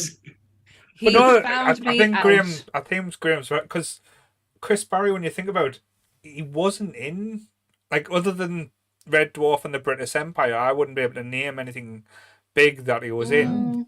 Especially with the you talent wonder he had. why when he's that good, like when he's So like good. they're all such good actors, and Chris Barry's the one where you kind of just go, he didn't really go on to do anything, like, because you had like Craig Charles, who basically did everything. He's like a dipped his hand in DJ now. everywhere, He didn't was he? the host of Robot Wars. He was a host of loads of stuff. Wasn't he Krypton Factor for a bit or something? He's But in it's just like, Coronation Street. yeah, that's it. And He's done his own version of Fake Taxi, but we'll not talk about. Yeah, but either way, it's like it's all these sort of like cool things, and then like, you know, and Robert Llewellyn, like we say, scrap heap challenge and stuff like that. But it wasn't like massive. And then Danny John Jules is a star of stage and screen, like, you know, Paradise like an Lost. absolute Is it legend. Paradise? Is it Paradise Lost? No, Death in Paradise. Death in Paradise. That's one. Yeah, Fucking loves it. He's also one of the Labyrinth, the red things that dance. Yeah, he's one of the voices of them. He's one of them, because he is a dancer, and they did showcase his dancing with his amazing song, which is now stuck in my head. Tongue-tied. Tongue-tied, yes. I used to watch that on repeat as a kid, because that was like. Because that season 1 and 2? It's just, honestly, it's all it is just at the beginning of an episode, and it's probably season 3, maybe. I think it might be 2 because it's before Crichton. I think. Oh, I think it might be. Then, yes, you're right, and it is just he's just watching himself on screen, singing tongue-tied. It's just fucking it's fantastic. like a dream. But I love it. It's just annoying that every time I hear it now, I kind of go, "Oh, it sounds incredibly like Build Me a Buttercup." Yes, like it's it got does. that same Massively. vibe Now to I it. can But now I can hear it. But I used to watch that on repeat, like, because I thought that was such a good little random number, and it makes no sense. But they obviously went, "Hey, you're a singer and dancer." Let's Show put this in everyone the- what it is. Let's You know show how they do it everyone with, what like- you can do. Like shows like Buffy, where it just goes, "Hey, everyone in the cast is a singer except for you, Anya." Like, well, I was going to say Sarah Michelle Gellar's voice was a bit. It's questionable. It was good. It was good enough, but it was like no, actually, Anya was pretty good. But it was That who bunny was it that song was couldn't sing amazing. at all? Willow. Wow, Oh. that was. Oh yeah, a Alison choice. Hannigan does not have the voice. But it was this idea of just like, I love it when they do that, when they just kind of go like, "Hey, you know, like it's like in Star Trek where you have like they go, 'Hey, Riker, you play the saxophone. Let's randomly put this into tons of episodes,'" and it's like, okay. But apparently people do love that. Like, I know this is a bit far-fetched, but the royal family, Caroline, what's her name? God, she played Denise in the royal family. I can't remember. Wait, what's Like, her I wasn't a name? big I fan don't of know. it. I don't, Caroline. was it her who played Caroline O'Hare. Yeah, no, that's was it her who Caroline played O'Hare. Mrs. Merton? Yes, her. Well, she's obviously the director and creator of the royal family, and there's one character in there, Joe, and she just loved to hear him sing. So every opportunity she got a chance to, she would just make him sing, and that would be just part of the episode. Don't make me sing. I will make you sing. But yeah, the directors sometimes love that when you find like someone's got a hidden talent, or like a talent that you're not really going to be able to showcase in the show. It's like, we will fit this in somewhere, and that's how Tongue Tied comes about, because it makes no goddamn sense that it's there. But no, I kind of like the comedy of it though, that they just do it and they're like, "Well, that's a thing that happened. Moving on." It's just like, okay, right. We will great. move on now. but it'll probably be one of those eternal mysteries. There might have been a choice thing. He might not have wanted to do any other further work, but Chris Barry is one of those talents that just like It's so rare to transcends find. like Red Dwarf. Nerd as well. Vania is saying that he did lots of voices on Spitting Image, and I didn't know that. Oh, I'm going Well, it to could go be for this thing. Chris It could be that Chris Barry's done fuck tons of stuff. Like I remember for ages that I thought that Mark Hamill hadn't done anything. Like I was like, oh, whatever happened to Luke Skywalker? And then you're like, oh, Right. all of this. Like every animation ever. And you're like, oh, okay, yeah, I forgot about that. Yeah, he does. He's Ronald Reagan. Oh dear That's me. the voice he does. He did it on Two Tribes, but Frankie Goes to Hollywood. Whoa, is that Chris Barry in there? There's Chris Barry. He's also Hilary the Butler in the Lara Croft Tomb Raider movies. Did not know that. Oh I've never yes, seen no, them. I remember. Yes, he was. He's done voice work. Like, I don't think his filmography will be as big as Red Dwarf, and that's quite that's quite sad to see, really, because he's such a talent. He's honestly like one of the best British actors that we have. Come on, look at the range of him though in the show. He is an absolute arsehole, but then sometimes can be quite lovable. Like the episode where he gets the opportunity to go on and be on a ship full of holograms. Yeah. There's actually some heart in there. Like 100%. a little bit. It's that's why I don't think it was probably down to like not being given or offered the roles. I think it's probably down to choice. I think he's probably because if you watch Red Dwarf, then if you watch the British Empire as well, like if anyone like in the chat, I know it probably like a lot older than you, if you've never seen the British Empire, please go and find it. Like literally, it is one of the best British sitcoms. I think it only had 2 or 3 seasons as well. I could be wrong. I think it only had like 2 seasons, yeah. It was really good though. Like if it did, it's 91 to 97. Right. So that's a good runtime. That must have been quite a few seasons. Seven seasons, 52 episodes, and 2 Christmas specials. Thank you, Wikipedia. But you know where he got his start? Was working the comedy scene, working the comedy route with Fry and Laurie, Rick Mail and Ben Elton, and he did the British version of Saturday Night Live, that's where he got his comic strip comedy or something, start. was it? Something like that, yeah. He got his comic start through there. How iconic is that? But though? do you not like, think Ben Elton, like Rick Mail? Oh. Rick Mail and Look, Fry and I Laurie want there to be a together. god just so it can be Rick Mail. Like I want there to be an afterlife just so I can get to like heaven. And optimistic. get slapped in the face by Rick Mail. just literally get out. He was a dangerous man to ever work with. Yes. Apparently, the Craig Davies said it was the best job he's ever worked with. Working with Mail, it was just terrifying. He didn't know whether he was going to get attacked walking around the corner at any time. But what a I'd love time to live on the edge like that, though. But if you think about like when this came out, like you've just named off a few like actors and like comedians at the time, and the stuff of like the level of what we had back then compared to now, which again, I'm not slating anything or being gatekeeping.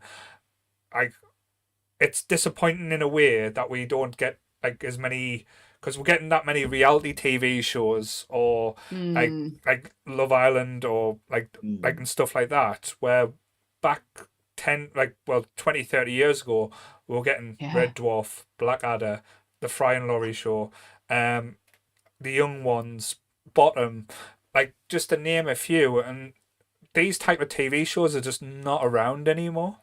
You can't replicate them. I think the thing is, I'm gonna go off on one. I'm sorry, but Sit back, everyone. Oh yeah, sit back, everyone. Buckle in.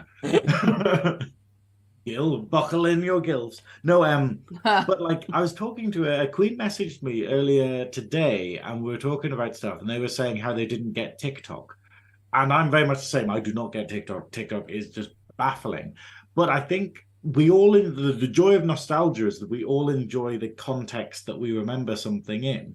So it's this idea, and we forget that people aren't trying to do the same thing. So we'll never get days like this. We'll never get days of like Blackadder, like series like 2 and 3, and yes, because we never talk about Blackadder to season 1. No. Blackadder season one is funny, hilarious. It's just different. It's just very different. It's brilliant. I love Graeme's being polite there. It was different. Let's be honest, it was shite. It wasn't. It was fucking hilarious. It wasn't the Blackadder that we know, because obviously the roles are reversed with Blackadder and Baldric, but Brian fucking blessed is Yeah. in that series. Just screaming Edna is enough for me. I love season 1 of Blackadder. No, I think it's good, but it is the idea of it's not as enjoyable as the other ones. It's because not. don't I think they're will. both Yes, right, but I can it hold is my funny, hands it's up to good. say that it's not. Yes. But it's this idea of this like golden age of comedy, like the British Empire, the like Blackadder, like the Fast Show and stuff. That's nostalgia to us, but it's the fact that nowadays we're going to be getting kids, like teenagers, who are watching people on TikTok where literally all they do is just open up a box and be like, oh, I got this figure in this box. How amazing. And they're going to, in 20 years' time, they're like, oh, they don't make it like those days. Oh, they don't do it. No one opens boxes anymore. Like, and it's that weird thing of, So that true. guy used to do 30-second videos of him jumping around his living room and stuff. Mm-hmm. Oh, they don't make them like they used to. And it's so weird when you realize that that's how it works. And it's, I think it's because we all, it kind of was part of our growth that we experienced this. But it is a shame that we don't have like good written comedy, like comedy written in the same way, where it was the idea of you had a crappy set, you just had like 4 characters, and that's what you had to use for everything. You didn't really have a budget. Whereas nowadays we're getting TV shows where it's like, hey, you have everything. Oh, but you don't actually have a core. You don't actually have like you don't have a soul. Yeah, There's no that's soul it. there. But there's got to be people nowadays, because TV wouldn't exist if there weren't people being like that Jeremy. No, nearly said Jeremy Corbyn. No, Wow. we need more of him on TV. We definitely need more of him on TV. And back in the Labour Party, Stormy, you come. But you did do the disclaimer, didn't you? Yes, we did. Yes, we did. I did. Go, You're good. okay, You're covered. So, but you could say, but no. But it's that idea of like, what's his name, James Corden, where you're just going, there must be someone out there, somewhere in the universe that's like, oh, this is amazing. Our Cats was so improved by having him in it. Like, oh, he's, what a genius. They don't make actors like that anymore. Like, are we going to say that? Must exist. But you know what? The funny thing is that theoretical physics. Maybe in the universe this particle exists. Maybe in the universe someone likes James Corden. Maybe I actually like him not for his movie roles, but the fact I will always be grateful for Gavin and Stacey. Yeah, always. And I've honestly we talk about like this pantheon of comedy that we had growing up, and if I remember rightly, he brought a sketch show out with Matt Horn that almost tried to be like a Morecambe and Wise, a Fry and Laurie, where it was like sketches and then like stand-up comedy bits. They did one hilarious bit, and it was a magician called Johnny Lee Miller. And they would just go, I beat Johnny Lee Miller. And it was the funniest thing in it. And it flopped so badly that I don't think that form of comedy has ever been able to recover again. I don't think you can do it, because like the fact is that people need punchy. Like people nowadays, they're like, oh, they need like bang, bang, bang. Like you don't have a whole setup thing. I don't think people have the attention span to do, like I don't know, it's odd because Red Dwarf is punchy. Yeah. But like just to give a bit of a plug, because I like talking about this type of comedy, like especially sketch shows, like say like the Fast Show or Harry Enfield, like it is a bit of a dying breed. But one of my actual friends, like in the Northeast, he made a film a few years ago and like got something, but he's been doing like a sketch show, and it's on YouTube. There's about 3 seasons out of it. It's something like 5-10 minute episodes.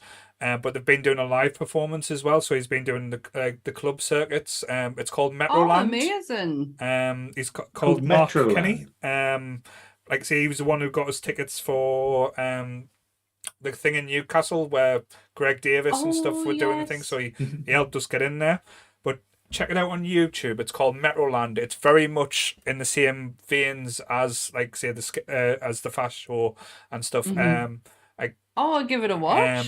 I think one of the episodes good. he's like walking around with a Tory politician and like saying this is the Northeast and showing around like just taking the piss type thing, or having like where doorbell, the doorbell alarms where it's video now, where his ex-girlfriend comes back and ringing the bell and saying, oh, tell us you love us and all that shit, and he's can you please go away? But it's like proper northern humour. What a fucking Yeah. name, though. Metroland comedy. Like, Yes. come on. You can't get any more northern than that. Can we just take back? I know we're talking about Red Dwarf, but the fact that like that is the greatest travesty ever, that someone just went, I think we need another Debenhams. We don't need Metroland. You know, like that whole thing. Oh, tell What us a about loss it. that was, because Metroland, like, I feel I'm going to confess this. This is going to absolve me in a Buddhist kind of way of shedding my Jacob's ladder, shedding of my mortal worries and whatnot. Spoilers. He said, but yes. But I need to watch that again. That's another film I need to watch while I'm doing things. Not the remake though. No, but Metroland, like it was. I remember dragging my poor uncle from Gosforth to the Metro Centre because I wanted to get like something from Metroland, and it was literally like about a sort of hour and 10-minute journey or something on buses and stuff. And he did it for me, and it's like how much I Oh, love what a my uncle, I guy. love my family and stuff. But it was this idea of just being like, that's a kind of privileged upbringing that to have someone who would do that for you. Yeah. Yeah. Oh, definitely. I know when But Metroland was amazing. I love the cobbles. I love Can you remember the clock tower in Metroland with all the nets? Yeah. My parents used to leave us there. They used to go shopping, and I used to just hang about in the nets all day. Well, it felt like all day. It probably was just about half an hour, but it just felt like the best half an hour of my life. So, for any listeners outside of the northeast of England, Metroland just was isolated the world. So we have a big, massive, what you would call a shopping mall in the middle of Gateshead / Newcastle. Gateshead, and in the middle of it, and in the middle of this shopping mall was a huge, massive amusement park. To be fair, though, it was a paedophile's paradise. Oh my god, 100% it was. But for us kids, most of life living in a pedo paradise. That's why they closed it. God, the metronomes when they were metronomes. Metronomes. Oh my god, I think I had a friend who was a metronome. Yeah, Jen. Yes, Jen was a metronome. Is there a cure? Moving on. But yes, Metroland was a giant amusement park that had a soft play area in. It had a roller coaster. It had swings. It had later on. I remember in my teen years going and it had what's the spinny things? Teacups. No, it's like waltzers. a waltzer. A waltzer. Waltzer for that's kind of hard to describe to someone who's outside of the UK. What a waltzer is. The Mad Hatter's Tea Party at Disneyland, but a lot fucking faster. Yeah, and some rave music playing, and some motherfucker at the back of you spinning you, which didn't always used to have as well. What was it? Children of the Night playing. We are the children of the night, fighting for the future. nation. But anyway, other amazing things that we remember from our childhood, along with Red Dwarf. Yes. Look at him! Look at him bringing it back. It's not like I do my own podcast. Is it? Oh, segue. No, but it is that thing of the joy of nostalgia and these things that are formulative things. And Red Dwarf is very much that for me. It's this idea of being a child and bonding with my brother. Like really, we used to watch it and we used to like quote it to each other and stuff like that. And it's really spooky. And I think there's a part of me that's scared to go and watch it back. But then when I did for the drag routines like last year, I was just like, oh fuck, I forgot how funny this is. Like literally that, what is it, the episode where female Holly gets like boosted, but then it goes weird. Like they make her IQ. IQ is supposed to go to 16,000. Doesn't that hair like all slick back and everything? Yeah, I loved it. I loved the evolution of that, and then like and then obviously they're having a conversation with the toaster. Yeah. Like they bring like some toaster back again. And you're like, but the most important question is, it was like the later seasons. They didn't have any jokes. The later seasons, it was a bit weird. They just went, here's a reference. It was like The Simpsons is, know, like where The Simpsons is like, hey, we've forgotten how to do humor now, but we here's some references and here's some guests and stuff. Yeah. And here's stuff you remember. Oh, it's Dwayne Dibley again, and oh, it's Talkie Toaster again, and and you're like, that doesn't work. Whereas Red Dwarf, it kind of kept chucking them in occasionally, and they complemented everything rather than being, this is the episode, is Talkie Toaster coming back? I've not actually seen the most recent ones. Like, you know, the ones they did really not that long ago. The ones where they came back from, like, on Dave specials and stuff like that. was it? Yeah, I've not watched them ones, and purely because I was worried. I'm not gonna lie, I was a bit worried that it I didn't think it was ever going to ruin it. It's not going to ruin it for us, but I was just worried it wasn't going to be as good. The first one was very heavily influenced by Blade Runner, like the first season that they brought Well, back I'm not out. going to get that. I didn't see it. Yeah, so But like, the thing is, I remember the 2 films they made. Was it Back to Earth? Back to They Earth. did, like, yeah, it was they like did, like, a, it was like a like a- special type thing. Yeah, so yeah, it was like, like 2 films, wasn't it? It was like a 2-part. It wasn't. special They've thing. not really done a film. It was just like a long special. Yeah, that was genuinely awful, I will say. I remember just being like, there's no jokes in this. There was one bit, I think, where Rimmer refers to a blip on the map as being bigger than God or something. Yeah. He's like, oh, there's a blip on my scanner that's bigger than God. And I giggled at that. I think, But that was it. And yeah, you're I like, think the problem with the little ones was the continue. I can't say it now. The Continuation. continuity. Continuity. That's what I was looking for. Because basically, when Red Dwarf got rebuilt, like by the nanobots, it brought back the whole crew and brought back Rimmer as human. Yeah. Then when they were back to Earth, all of a sudden Rimmer was a hologram again. Yeah. So it was kind of like what was happening. Like, I know they'll probably explain saying multiverse, bitch, but there was just like not like a flow where like the early seasons they had time jumps, but they used to, like, I think from season 3 to season 4, Lister wakes up and he's got like a big hair, big beard. It's basically been in status for 200 years, and like he's good. Why do you not wake us up? He went, well, I tried to wake you up after 6 months, but you said you needed more rest.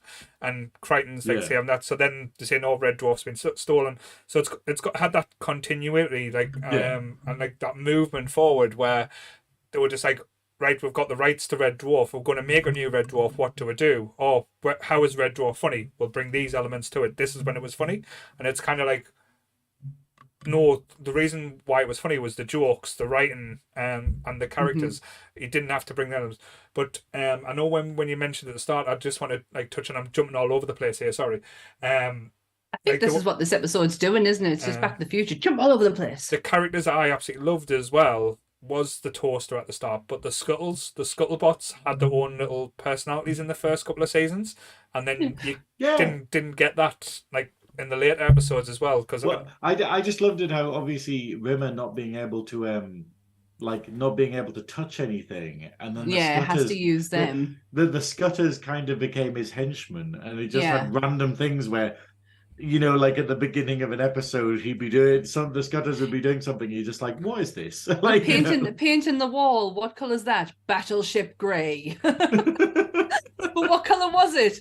Battleship grey. That's the one where you get 2 Rimmers. That episode is fucking fantastic. Like, more Chris Barry, the better. Like, just having the 2 of them was just great. When they were sitting in the cinema, had me just pissing myself. When they were just going in front of each other and like just acting like an arsehole just to piss each other off.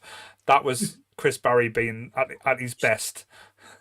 The best thing that Chris Barry ever done on screen was when he shouted, and I hope to God I don't butcher this, Gazpacho soup. Oh God!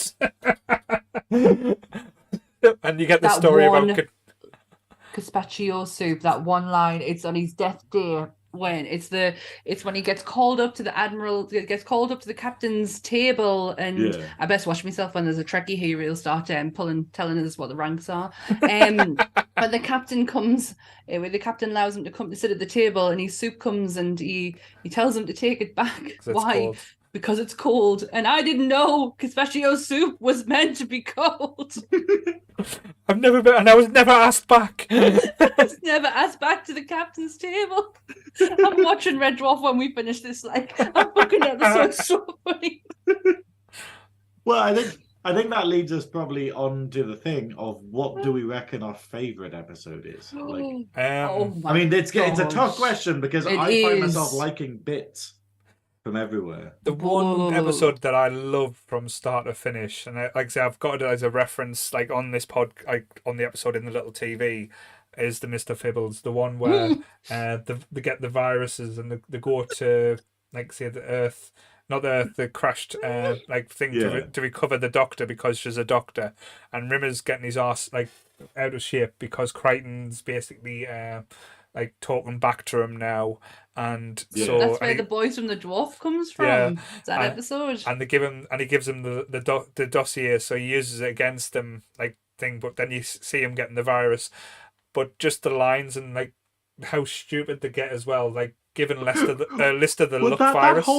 That whole scene where it's literally got like Rimmer talking to the doctor over the intercom, and she's like a fucking lunatic, and he's like, well, you know, he's just like, you sound nice. I forgot what he says. He's like, you're as mad as a box of spanners or something. You know?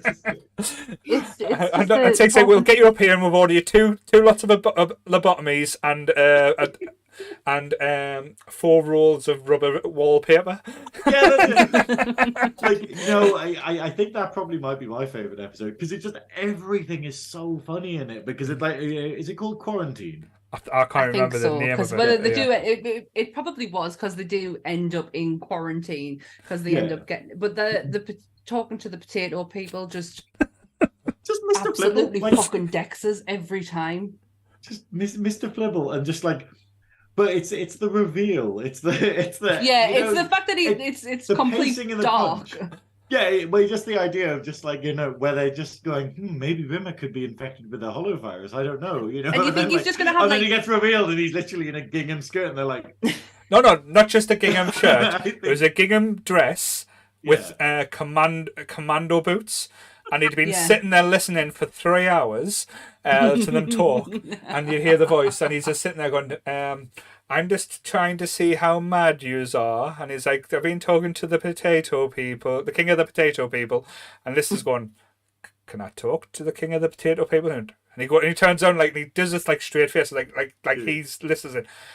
You mean you want to talk to the potato king? You want to get a magic carpet and fly to the leather things? I love a magic carpet. And you're telling me that you're not mad.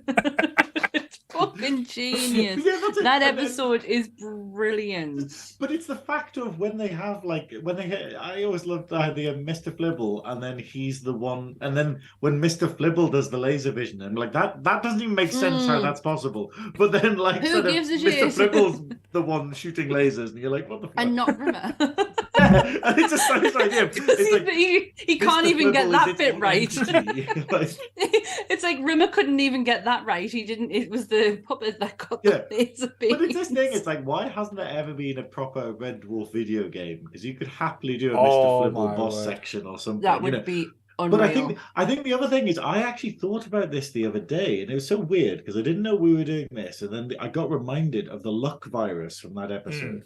Yeah, just how funny that is. Like the concept of being just incredibly lucky, where like everything they actually, you know, where they, you know, that bit where they're walking down the corridor and they're like, oh, like, I need this. Oh, what's it? Oh, it's right here. It's like, you mean like this? And I think that is just one of the cleverest little scenes, like that whole, But then when the door number and stuff. Sorry. I was just going to say the bit on the episode I love as well on that bit is when it takes a shot of Rimmer's eyes and just looking crazy. And he's talking about saying, I now have these type of powers. Like, I can read your minds. I've got telekinesis.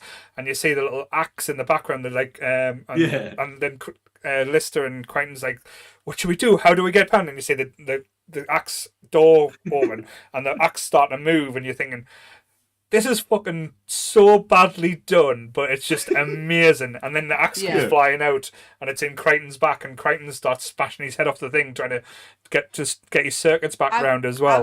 When you said you went into Crichton's back, my back moved forward, and I could just like, because it's all you see is just a dum, and it's there, and it's right in there.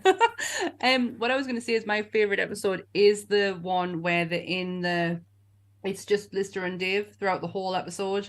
And they're kept in. They've been like snowed out or something. Like it's them two alone sitting in there. It's where the chest of drawers with the. Oh yes, Yeah. with And the Lister's telling about guitar. his soldiers that he's like made Yeah, it like the soldiers, and he thinks that he sacrificed his guitar for the fire, and he's like, "No, you take the soldiers, you take that chest of drawers, you sacrificed your guitar." And in actual fact, he actually cut out a shape of a guitar from the back of the chest of drawers. This really precious chest that he keeps all of his stuff in. But it's the Richard IV speech, which I mentioned earlier, where you generally think he is going to list off the Richard IV. Now is the day of my discontent, that speech. And all he can get out is now something. And he actually says the something part. That whole, just them two alone, just sitting in a room back and forth with each other is just absolutely hilarious. It is some of the best comedy writing ever. No. And you didn't even need Cat and Crichton in it. No, definitely. And like I said, that when I watched it back, I absolutely adored that one as well. Like just to see the interplay, and because Rimmer and Lister never calls Rimmer a friend.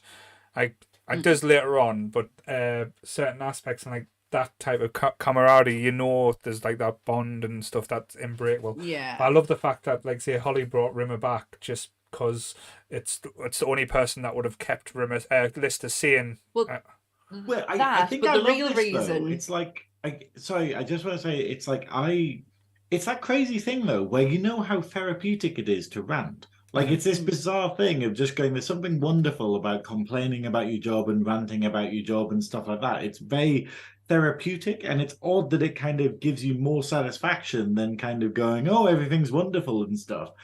And it's kind of, I thought it was really interesting that, like, Rimmer gets brought back because he's an antagonist to Lister, and therefore having that antagonism would keep Lister sane. It's a crazy good plot idea, like rather than it being like Kachansky or something. It's like the idea of that was the joke, wasn't it? Because Rimmer was the person he had the most interaction with. So when you look at the list, when he looks at people to go with, it was always going to be Rimmer because he had the most interaction. Kachansky, he never did, because he never had that relationship that he had in his head with that woman. So that was the joke there. But yeah, it was down to the most times they talked to each other. That was how Holly computed it. But obviously, he always would have been the person to keep him sane because he's the one who keeps him on his toes. Yeah.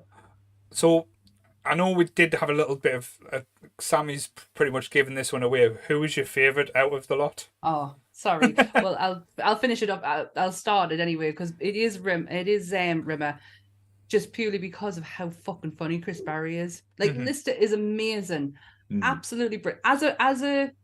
As a hero of the piece, he's fucking up there. Like he really is. The episode where they have the virus, where it's the angel and the devil kind of thing, like his confidence and his self-doubt. I'm looking for.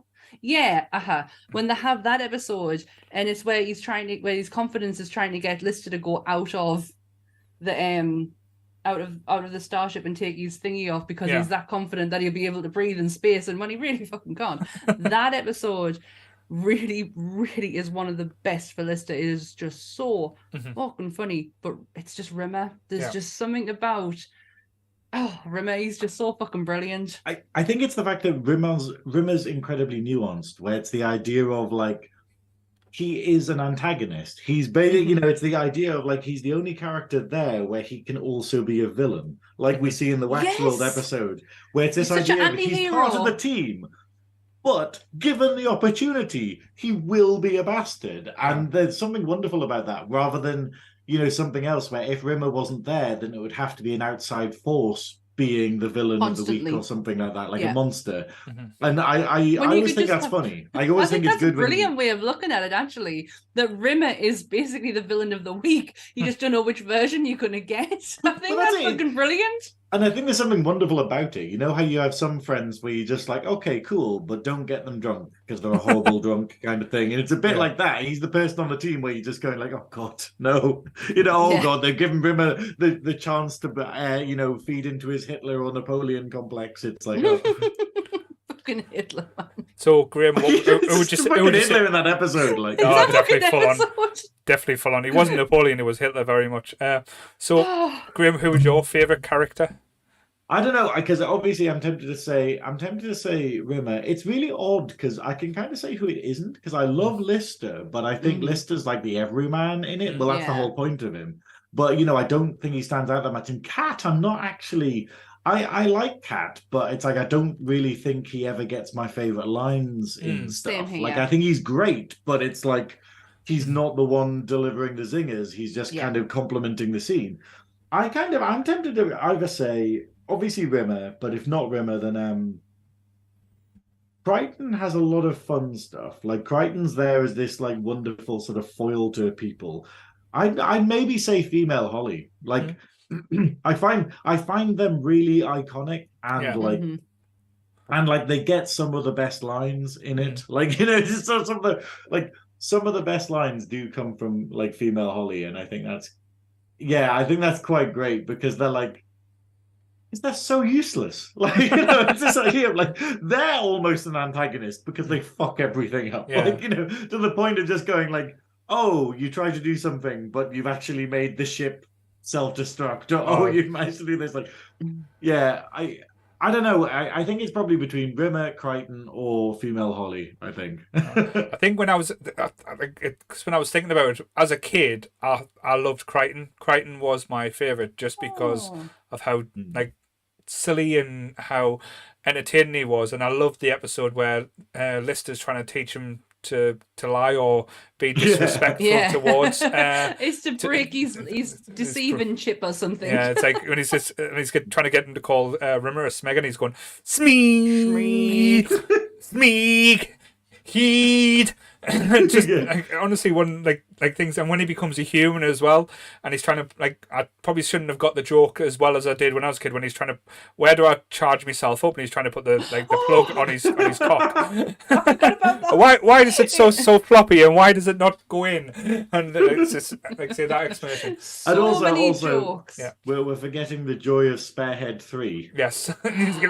Yes. I forgot about his spare. I always wonder what series does the spare heads come in, because they're not always in it. Season 3 It or must 4. be 5, surely. No, 4. It'll be 4 because it's after he's introduced, but it's not too soon, I don't think. Because it's when he becomes a human and he goes down. He goes, "You're not going to change my heads anymore," type thing.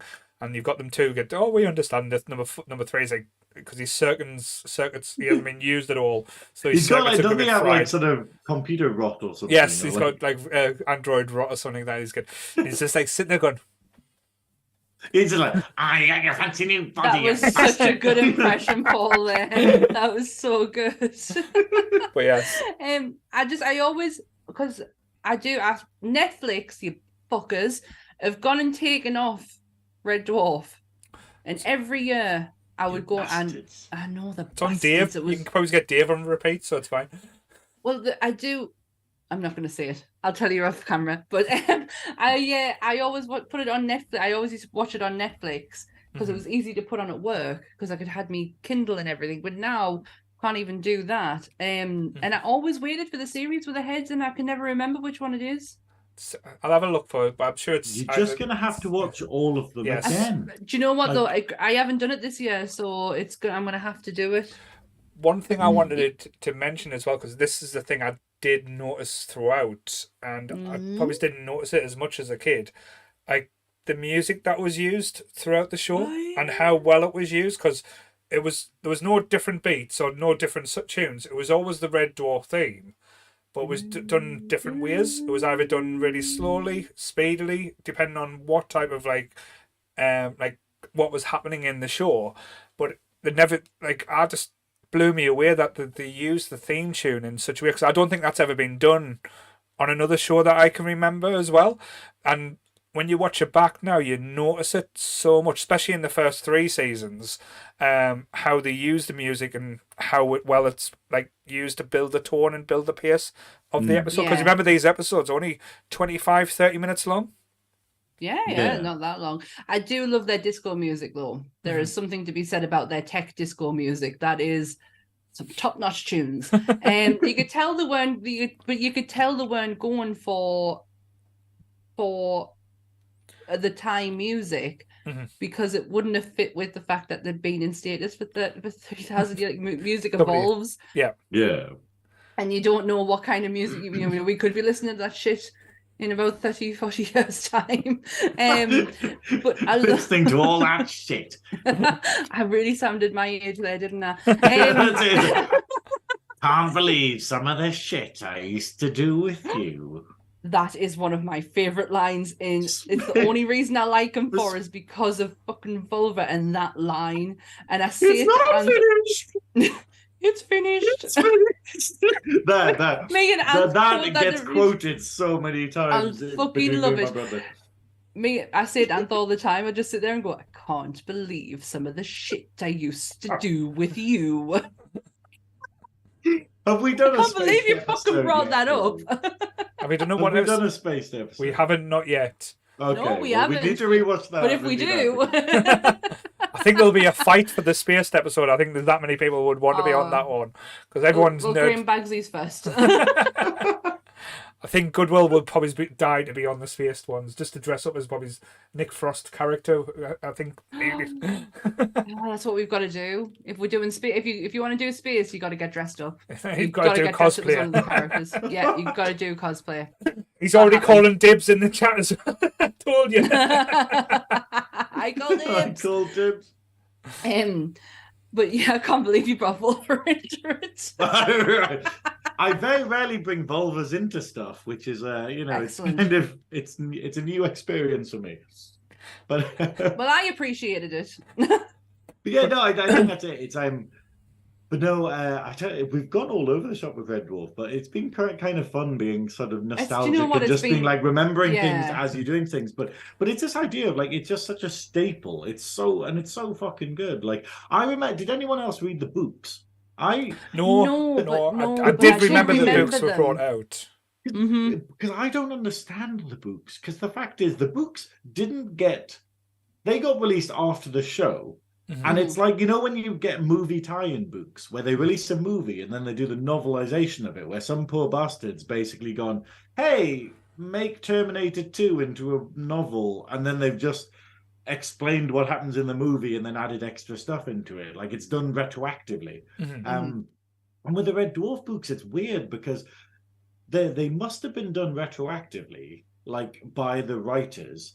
But then they change loads of stuff, or where they tie a lot of stuff together, but then it meets all of the beats in the show. So, for instance, it kind of goes like, where the polymorph happens, and then they have to go and play snooker with planets and stuff. Yeah, that was just absolutely fucking ridiculous.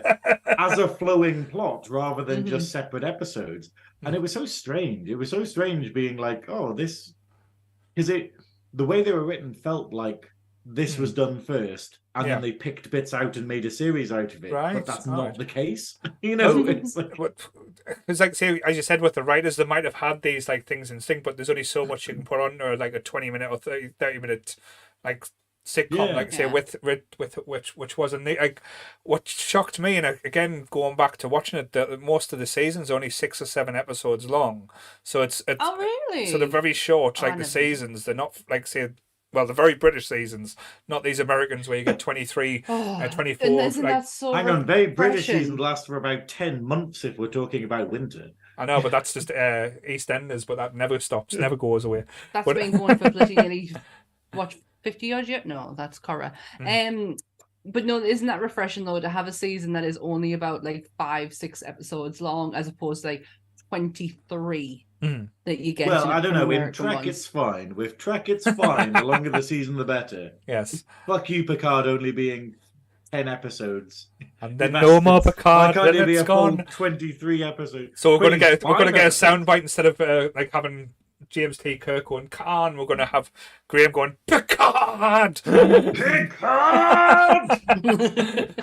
But going back to not going back, going to the future, because we did get the announcement only a month ago, but that the writers have actually got, is it David Naylor? I think I'm trying to say it over head. Richard Naylor? It's Richard? It's a Naylor. It's a Naylor. So is he the one who got Red Dwarf? I think he's got the rights back, because there was a press release that basically that they've rights have went back and that there's supposed to be it's Doug Naylor. Doug Naylor. We both way off with the name. I knew it was a Naylor. That's fine. Rob Grant and Doug Naylor. I say both. I just mixed it up, put both together. I have to say though, it was that weird thing, you know, when like a partnership splits up and then you go, oh, so they were the talented one. Yeah. You know, that's kind of how I felt with Red Dwarf. Yes. And I'm assuming maybe it's the synergy that was the joy of it, but it was just like, oh, okay, right, cool. It's good to have that answer actually. See, but that's why if like Nerdy Up North's ever split up, we'll find out who's the talent and who's the shite. So we'll know. Everyone will know Sam's the talent and I'm just the gobshite. It's Goodwill. Oh, cheers, and mate. then we're just extras. Yeah. There we go. So there's Goodwill and what a bit Sam, of and there's me just basically blagging it. So that's how it rolls. What a compliment. Because everyone always says, oh, Goodwill's my favourite. Oh, I love Graeme. I love Sammy. What? Nobody fucking likes me, do they? Hang on a minute. Someone says they love Goodwill over me. Yes, everyone does. Before me. But Oh, well. everyone's mothers and Well. parents love Graeme. There's only one way to settle this, Sammy. Right. But yes, I'll see him at Nerdfest. but yes, That's what we need a proper fight between you and Goodwill. But- Oh, absolutely not. Me and Goodwill are just going to be running up hills. well, they'll start fighting, but they'll end up in some weird sex act or sex like thing with Donna No, we'll just squirting be them with ended up KY in a- jelly and stuff. We'll just be in a big fucking cuddle. They were KY jelly. I'm always like that though. Wrestling I'm just ring. like, don't try to fight me because I'll make it weird. But Wow. yes. But Yeah. yes, so no fucker likes me. So if the Nerdy Up North disbands, nobody gives a Oh. fuck about me. But that's not true because Jake says you're his favourite. That's fine. Thank you, Jake. You're my favourite too. Me and Jake will do Nerdy Up North together. Jake, That's fine. I thought I was your favourite because you're my favourite. Oh my god. And the question Move is on. Sammy wearing pants? As long as tonight? I'm That's the thing. nobody's favorite. Sammy is I Sammy refuse is to be because someone's favorite. Roll the dice again. Get a better I am one. wearing trousers today because I've been so cold all day. This room gets really cold. But yes, so what do you think's next for now that shall we say Red Dwarf is back in safe hands? Do you think we're going to get more shows or do we get a movie? I think that I'd like to think that if the partnership is sort of together, or at least they're willing to work together again, it might be good. Because I think we're getting a lovely renaissance at the minute where basically people are going, oh, you can't just go, oh, here's a name and it'll sell. You can't just go, oh, here's a movie and we'll call it Resident Evil. Oh, that'll do well. Like, you know, we're saying with Picard season 3, we're having people go, oh, this is what, you know, you understand what made this good.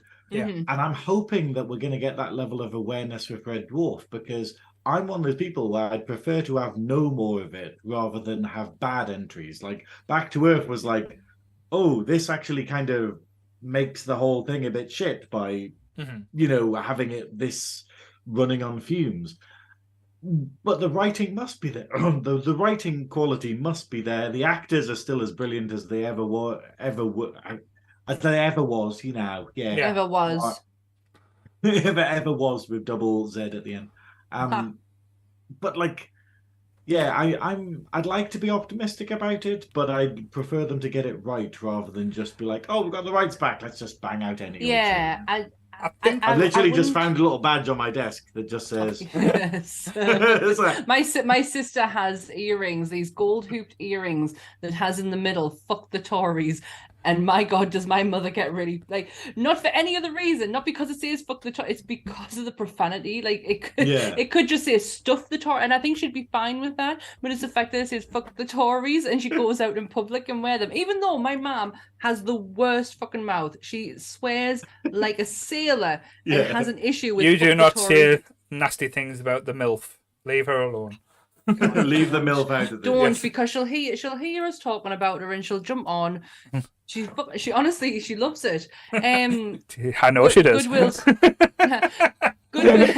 Goodwill's making sure Goodwill's making sure he's in your good graces. Yeah. Without Paul, we'd have now to be thankful for. Oh, bless him. Aw. It's only because I let him do the Picard stuff. But yes, It's only because we couldn't listen to Trek stuff anymore. but yes, I'm only joking. the only thing I would, because if like I know like say I'm not like say a producer or like filmmaker or anything like that, but I do watch a lot of shit, and I think it could be done well. They've got the premises a lot. As I said, they've got the multiverse aspect because they could just say scrap everything that's came before, like have small references, have a different version of Red Dwarf where they haven't got back to Earth or they're still like in the middle of space on like say trying to get back, and have different elements to go there, and like say have the characters a little bit older, a little bit wiser, so you can forget about the mistakes where they've had like clean slate, like Kaczynski's never came back. Like the joy of Red Dwarf though is that you could just, it would be funnier if you just went, yeah, we retconned all of that. Like we've got to remember that so how between did you get away season with 2 and it? 3 there was a scrolling bit of text that says, oh, and Holly had a sex change, and you're like, what? You know, like you could happily just have that. Would probably be better if they just made a joke out of the fact they've just ignored the last like 9 series of it or something. Like, you know, because that's what made it work. I think it would be a mistake if they actually had a full episode explaining why it went that way, rather than just be like, oh, fuck it, whatever. Wormhole. You know? But I would love it if they brought the old sets back, because like even though it was badly done, it had very much like an alien feel. Like the sets looked like it was built by the same people, like the Whalen Corporation. Battleship Grey. Battleship Grey. I actually love those bunk beds. You know, where they were like the white sort of massively angled bunk beds. They were really cool. It was so weird the shape of them, wasn't it? Christopher in the chat earlier, I think, was saying, you know, why did Rimmer and Lister live in the same room when the, you know, why were they bunkmates when the ship was so big? And I'm like, A, sets, and B, for interaction purposes, I guess. You know, it's like budgeting could literally have been anywhere on the ship. But yeah, I think it would be a mistake to try and glamorize it, or that's probably where it's went wrong with the new ones. Like I know the latest season took a lot of references and just basically tried to do Red Dwarf like version of Blade Runner that didn't quite hit the nail for me. But there's elements that I do love. I love like when they do the movie references. I love the whole piss take of like RoboCop when that was done. Oh yes, like, with Tiny Dave. The Tiny Dave. That was so weird. Was that the curry monster? The curry monster. The Vindaloo monster. But there's so many like when the, because I know, like say when the sexualized stuff, they always turned it around and made it the most grossest thing in the world as well. Like them monsters that seize your inner desires and they're trying to suck your brains through a straw. It's just absolutely the most ridiculous thing in the world. And listen, I can't resist you, some person's sister who I loved when I was 12. Oh, it's Pete something, isn't it? Pete Thompson's sister. And like she's wearing all these latex stuff and everything. But it's like these bug creatures that are trying to suck your brains, and they were called sirens and stuff. And then like you had Lister and Rimmer have discussions. Was it like Turkish legend or Greek legend and stuff like that? Just speaking absolutely amazing. Well, speaking of women, the episode where you first meet Crichton and they all think that they're going to meet all these three amazing women, and they end up going and it's just fucking skeletons sitting there, and Dave walks in and goes, "This is something in Rimmer," and he's incredibly brave, and I just fucking love that line. I just love the whole that whole scene, like the slapstick humor of literally he just puts the soup in front of the skeleton and then he just face palms it, and he's just like, "Oh, you good little," you know. And it's like, and I just love the idea that it's like, but this is the thing. It's I think it's the fact of they overthink it and they're trying to make it like dramatic and movie and explain stuff. Whereas the idea of what makes Red Dwarf what it is and what's funny is the idea of literally going, yeah, there's an android who is so fucking dumb he doesn't know that the people are dead. Yeah, like, you know, like... and you think as an android he might like have some form of intelligence in him, but he's still trying to feed these corpses soup. He's like, and how long has he been trying to do this until they got to that stage? Yeah. And that's it. That's what I think is quintessential Red Dwarf. Yeah, I totally agree with you. Someone said in the chat, there was a gas leak on the mining ship Red Dwarf, and everything season 3 onwards was a mass hallucination. That is perfect. I see. I would put it up to season 7. I think. Yeah. Like there's some. There's of the, definitely- I think it's do like 9 onwards that it's a bit shit, because I think is 8 is 8 the season which is like is it 8 the season which has back in It's season back to 8 when they reality, or realise is it it's the 6? nanobots, so the nanobots then rebuild Red Dwarf and it brings back everyone back to life type thing. Yeah, I think that might be my last favorite, my last acceptable episode of it is the one where like Crichton finally finds the nanobots and he just has them in a glass beaker and he's hitting it with a pen, being like, "You naughty," It's like, "Oh, you little bastards!" I kind of like that, but that was the running on fumes bit of the show. It's just when the kind of lost what as you said, the magic about it was how silly and like ridiculous at times. Like one of the best ones is when they go to the ship and Rimmer gets like the prison ship or the prison thing, and all of them get like viewed and say to the past like things they've done wrong, and then Rimmer gets sentenced to like 200 years because he believes he killed everyone in Red Dwarf by not placing the manifold correctly, and the defense for him is that he's so incompetent and idiotic. And he's even like Crichton's at one point saying he's even objecting to his own defense to try and get him out of jail because he can't stand to be known as being so incompetent.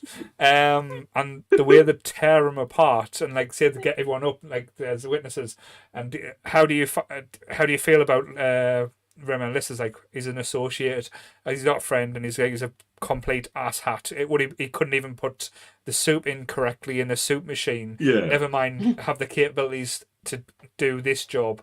And it was just so well done. That to me is just Red Dwarf at its best when it knows what it is and just how stupid. And they have a justice field because like a killer cyborg's after them. And as part of the field, you can't do any crime. If you do a crime, it comes back at you.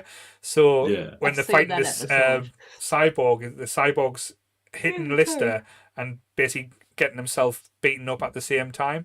It's just the whole premise and silliness of it was just hilarious. But this is what I mean. What I meant earlier about a universe, like it's so like crazy. Like you get there's another thing I forgot about, like the idea of that prison ship. That is a whole world you could interact with, like the idea that these things exist or whatever. With like the captain's a field in it where as well, isn't he? Pardon? Captain Hollister's in it as well, isn't he? In that series, yes, I remember that one. Yeah, but no, like season 8, what Joe's talking about is when it went shit. But like the one Paul's talking about is that one episode where they land on a prison ship and then it's like I think it's season 2. That's season 2 or 3. No, it's not. It's season 4 or something because it's after Crichton and stuff. Yeah, Crichton, because Crichton comes in full time after season 3. Yeah. Yep. It's but then you have one like we haven't even spoken about one of the most famous episodes, the polymorph episode. Like Goodwill referenced it earlier with give Keisha a chance. Give Keisha a chance. Like where it's like where Rimmer gets all of the like charisma sucked out of him, and he just basically becomes like a hippie. Like he becomes like a sort of he's walking around with a placard and stuff, and he's just there's one line in it he says, and it's absolutely hilarious. But I love his facial expressions in that episode. Yeah. It's because it's so un-Rimmer, because Rimmer's so very stern-faced, and all of a sudden he's just proper relaxed, and I do love that. It was Give Keisha a chance. I forgot what he says, but he says something where he's just like he's talking about how they're Because trying to defeat the enemy, know. and he's suggesting like a leafleting campaign, and he's like suggesting like all these things. He's just like going, it's a monster, and then he just immediately gets killed. But I wonder though, after like say anyone who listens to this episode or like either watched it live or watched it back, I wonder how many people go back and watch it now. Hopefully, I do think. I hope so. Yeah. Okay. In the it chat, deserves the love. in the chat, who is going to rewatch Red Dwarf now after we've given you all these remember berries and whatnot for it? Because I'm going to make Remember? time for it. But I think that's because a lot of shows has good nostalgia, and when you watch it back, you kind of think, oh, it was just nostalgia. But now I am doing that thing what I say by rewatching it, and you get hits with the nostalgia, but then you get hit with extra things that you didn't remember at the time, or you didn't notice at the time. So there's a lot of hidden gems and stuff that absolutely is worth it. So I would recommend anyone to go back and again, I'll hit on it again. This is not just brilliant British comedy. This is British satire. This is British sci-fi that, to me, could be wrong, but in my eyes, has still to this day not been done better. And I know that's a bold statement. I don't think there's a British sci-fi that can touch Red Dwarf. No, for the jokes, I don't know. for the story, there's for the writing. not a British comedy sci-fi that could be there because it's all a pastiche. Everything in Red Dwarf is basically coming from this background of like Blade Runner and stuff that's super serious. Like Blade Runner is deadly serious, like Alien is deadly serious, like, you know, like, I don't know, Event Horizon, that was probably like 94 or whatnot. But it's this idea of just being like, Red Dwarf just goes, hey, all these concepts that are done in a really serious way, dumb, really dumb. Like, and done badly, so badly, it's fucking brilliant. It's fucking like, genius. Taking like John Carpenter's The Thing or something and then making Polymorph out of it, where you're just like, what if, rather than being like clones or something, like Dwayne Dibley, like what if Dwayne Dibley? See, this is it. As I watch it every year, and I still to this day will find something in it that I didn't get. Tell you what had me. I don't know. And like the bit that had me crying more than anything else with laughter is it starts off really sad. It's like Crichton's like there's been a crash and Crichton's legs have smashed, his eyes hanging out, so he cuts off his hand and he sticks his eyeball on his finger and he goes, go and get help, and you get this fucking spider thing, and then Holly's going, Dave, I know you're scared of things, it's going to be a bad day today, Dave, there's a fucking tarantula thing coming on, and Dave's listeners get terrified because he's going, it's on me crotch, it's down my pants, and the cat's just sitting there laughing, like trying not to look as well. But honestly, that's just absolute ridiculous humour to the degrees where this shouldn't work. This shit shouldn't be funny, but it's just fucking one of the hilarious things I've ever seen. Dave's swollen head? Yeah, fucking hell. Dave's Space swollen head? Space bumps? Like, who the fuck thought of that? And that makeup work. Wow. Bravo, that makeup work is brilliant. But when it explodes all over the cat as well. And he's just like, oh, it's just better. Kill me! Just kill me! But yes. Isn't it funny how this episode of Red Dwarf, we've just managed to like go into our memory core and just pick out some funny fucking shit to talk about. It's been great. I do love episodes like this where you don't have to put a lot of thought into it because your memory will come back and help you out throughout the whole episode.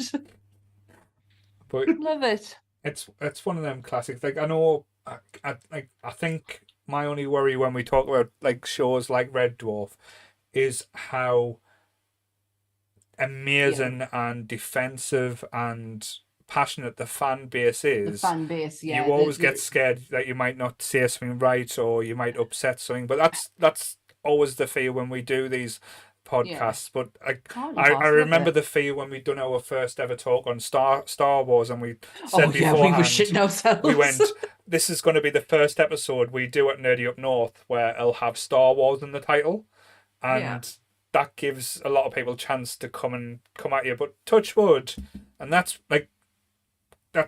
commendable to the community we have built, that we've not really had too many people. I'm not going to say we haven't had people come for us, because we have.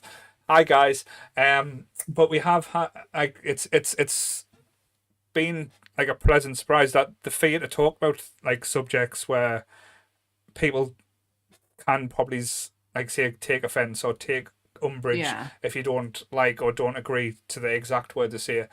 But I love doing things like this and like doing the little graphics as well. Like I'm just still pissing myself laughing at watching the Starbug fly across Sam's head every few seconds. Well, I'm It's glad going I across haven't yours been. now. I'm glad I haven't actually been watching the video as it is, because every time I flick onto it, it's just how many times have we got hex vision from Mr. Flibble over the course of this video? It's not even it's not even a long loop. It's literally just like every 5 seconds. It's addictive. Just him being like just watching it. I didn't realize the fan base of the scope of it, the size of it, even till this day when I saw Danny John Jewels and Chris Barry. Their line was ridiculous. It didn't stop all day, and I knew it would be big. I knew like it's big names in British comedy and sci-fi, but my God, it was constant, and it was round the building, down the stairs, like all day, and. wow. Yeah, and Danny John Jewels rocked up an hour and a bit late, and Chris Barry was there from start to finish, even afterwards, after the convention closed, still standing there. Danny John Jewels just got up and fucked off. So that's what you get for being the cat and, like, say, being very rimmer and precise. I tell you what, though, that man spent time with people, and every time I walked past him, he was having a fucking ball with everyone. He'd come across so friendly. But yeah, and just watching him run with this girl on a wheelchair around the convention floor was just an absolute highlight. She was having an absolute blast. It was brilliant. But yeah, I didn't realize like the scope of the fan base. Even to this day, like when it comes out in 1980, what did we say, 6, 7? 88. 88. You just don't think that it's still going to be as popular as what it was. It's probably the best compliment I can give it, and the most backhanded compliment at the time. It's probably the most 80s TV show that doesn't feel like an 80s show. I got that backhand. Yeah, that was good. Because the 80s were the best, so yeah, no disputing that. Nothing will beat the 80s. Goonies for life. But yes, Goonies never say die. But yes, how are we gonna wrap this bad boy up? Yes. Any points you wanted to add, Graeme? Because I know, like I said, this is one of your passions. Well, I've just got one question, okay, that I want to ask the both of you, okay? Mm-hmm. Okay. But I'm going to be a bit serious because obviously I know we're talking about Red Dwarf and it's like, you know, we're meant to be very comedy and lighthearted about it. But given that God is infinite and that the universe is also infinite, would you like a toasted tea cake? Can I have a waffle? Can I just have some toast? just like what is my presence? Wow, I don't want to. I love that whole section though, where it's just like that's another bready question. It's not just bready; it's quite currenty too. There's a lot of. If we did that earlier, there would have been so many bread puns. Goodwill would have been having an aneurysm to try and get as many bread puns out as he could. He's probably typing furiously. He's probably stopped masturbating at the second. Oh my God, he's like, I can't masturbate at the moment. I've got to put as many bread puns as I can. Oh, bless Goodwill. I generally thought you were going to be serious there for a minute. That was a very deep. That was a very moment. Deep, and you still haven't answered it. Yes. I don't like tea cakes, but I'll have a slice of toast. But I'll have some toast. Right, let's say goodbyes because I'm really tired and I've been in this room since 8 o'clock this morning. Bless you. So thank you, Graeme, for saving the day. You've been absolutely. Thank you. He's the hero of the day. You are getting Employee of the Month this month. Sorry, Goodwill. Yay! You've been demoted. I'm an employee. But yes. Does that mean he becomes captain? Yes, so Graeme will be captain. Am I hitting something I shouldn't there? Oh, I don't know. I was admiral to start with. Yes, but you didn't like that. You wanted to be science officer. You made me change it mid-flight. If you watch Trek, you don't want to be an admiral because there's never a good admiral. They're all bastards. So yes, Goodwill and Graeme will be returning, possibly not on Friday. I still need to discuss it with Goodwill because I think I've been double booked on Friday. But then it's a difficult one because the problem is because we're doing the Universal Monsters on Sunday. Yeah. It's the idea of if we do Star Trekking on Saturday and put it out on Sunday, it's going to get lost a bit. So Well, it's it a bit won't, like, because if you do it on Saturday early on, if you get me the stuff, I'll promise that it will go out Saturday. I promise you. Yeah, well, me and Goodwill will discuss it. Yes. But it's this idea of I'm pretty sure I've double booked on Friday, which is annoying. Gracious. Well, we can always record Goodwill's bits and record Graham's bit and just merge them together. And merge them in together and try and fit a conversation like said, around. what did you think about this, Goodwill? Like changelings. But yes, so Star Trekking with Nady Up North. If you haven't watched it, like, even if you're not a Trekking fan, it is one of the best things I have watched. Because, like I said, I'll be honest, I haven't been following with this season of Picard. It is on the list. But watching Goodwill and Graeme, just the banter between them and them getting so passionate about something is just beautiful to watch. And I absolutely adore, like, say, when they do it. Also, as Graeme said, on Sunday, we are back because we are doing Universal Monsters. We are going to have a full cast of people involved in this one because everyone likes a good monster flick. Yeah, Easter Sunday, bring your Easter eggs, get a cuppa, and chill out with some Universal Monsters. It's actually Chocolate Jesus Day, isn't it? Yes. It is. Happy Chocolate Jesus Day. Oh my God! Oh, everyone needs to dress as Jesus, dead Jesus. Dead no, Jesus. He's alive at this point, isn't he? I think he's it's back. like the Marvel Cinematic. I'll just put us on a cross. Just be the martyr. Then we'll get fucking cancelled, won't we, guys? Then we'll be fucking To be done. fair, he needed a couple of days after getting nailed by Romans. I know exactly what who that's doesn't? like. But taking one in the side, but yeah. And then Monday is the live event. Yes. Oh my God, yes, Monday we are at Nerdfest. Yes, we'll be at Nerdfest where Jake, Sammy, Charlotte, and the majestic Captain Goodwill will be hosting the cosplay competition, and I think I'm going to put Goodwill on for the under 12s because I don't think I can be trusted. He is. It makes it sound like we can't be trusted. You're putting Goodwill under the under 12s. Well, he's got more experience with kids. Is that okay to say? It's the unicorn. It's the unicorn. Yes. And then we will be recording a few things, and we will at Nerdfest have a few little competitions running throughout the day. So keep an eye on the group, and if you're out there, you could win some prizes. Eyes on the prize, guys. But yes. Can one of the prizes be like a spleen? You can have mine. It's been no good, but go on. I'll take one for the team. Hey. Marvel figurine characters you'll be getting. There's Bullseye. He'll be able to win.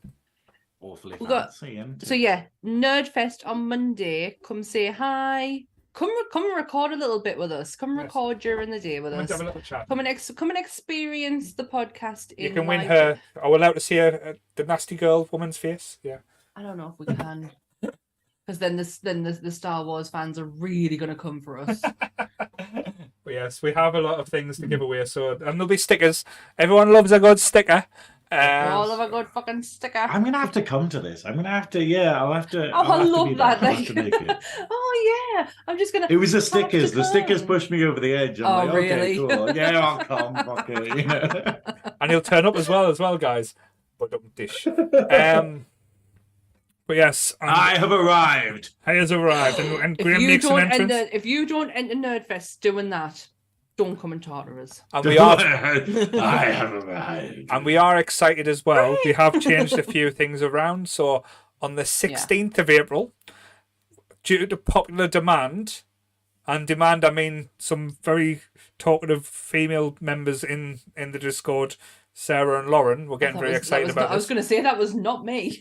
We are doing a return to the True Crime. So True Crime Part 2, where we talk about deaths and shit and how people got away with it and did OJ. Deaths and shit. Deaths and shit. I've been catching up. Paul, how would you describe crime? Deaths and shit. Deaths and shit. Bad people fucking things up. But yes. Sorry, Sam. Sorry, I didn't mean to. It was a good thing to interrupt with.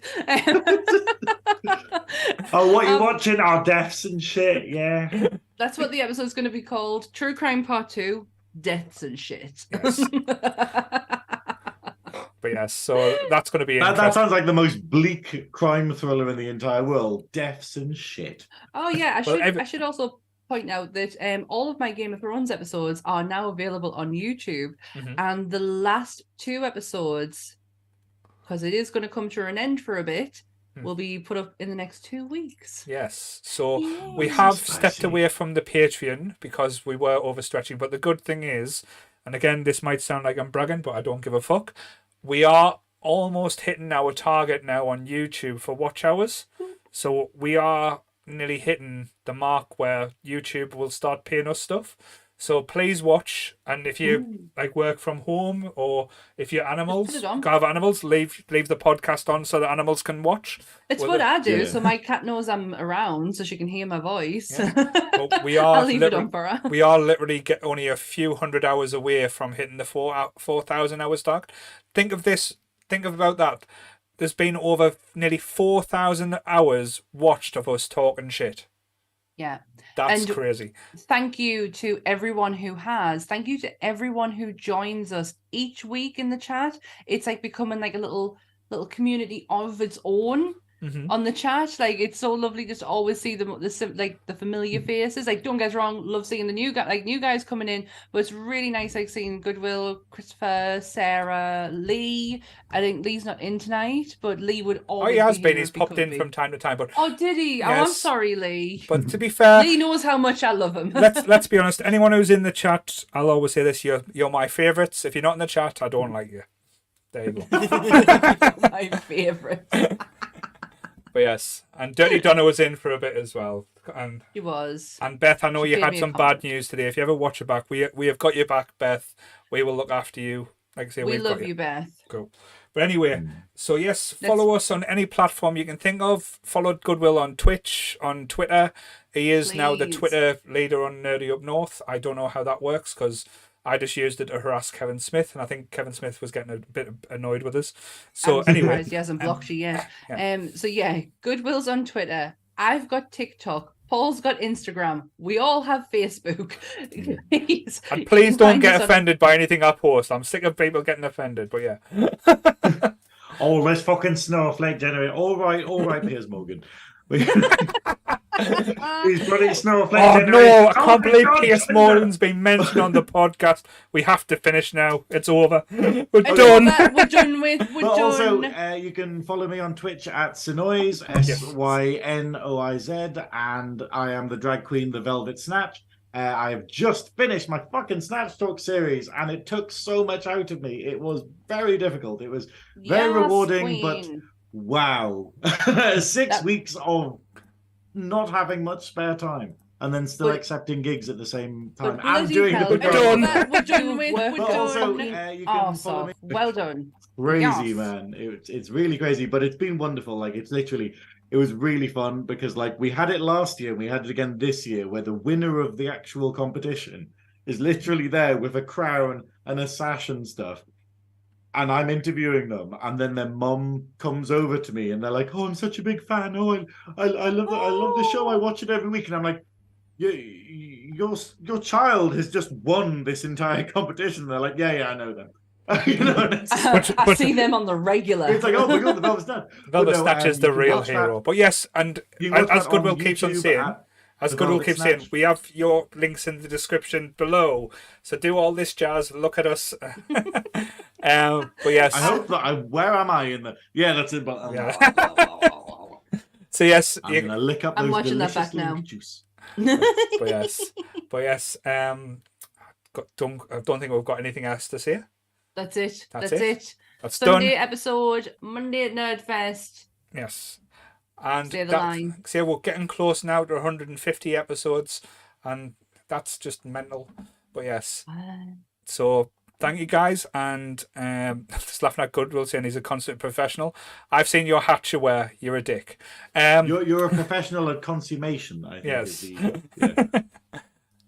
And End it. Goodwill is officially the ladies' man of Nerdy Up North. He will do all the sex with everyone and have all the good times. But yes, Let's do the sexings. he does the sexing. Is this the sexings? Used to. Okay, right. I'm done. Okay. So same bat time, same bat channel. Stay nerdy, everyone. Bye. Bye. Bye.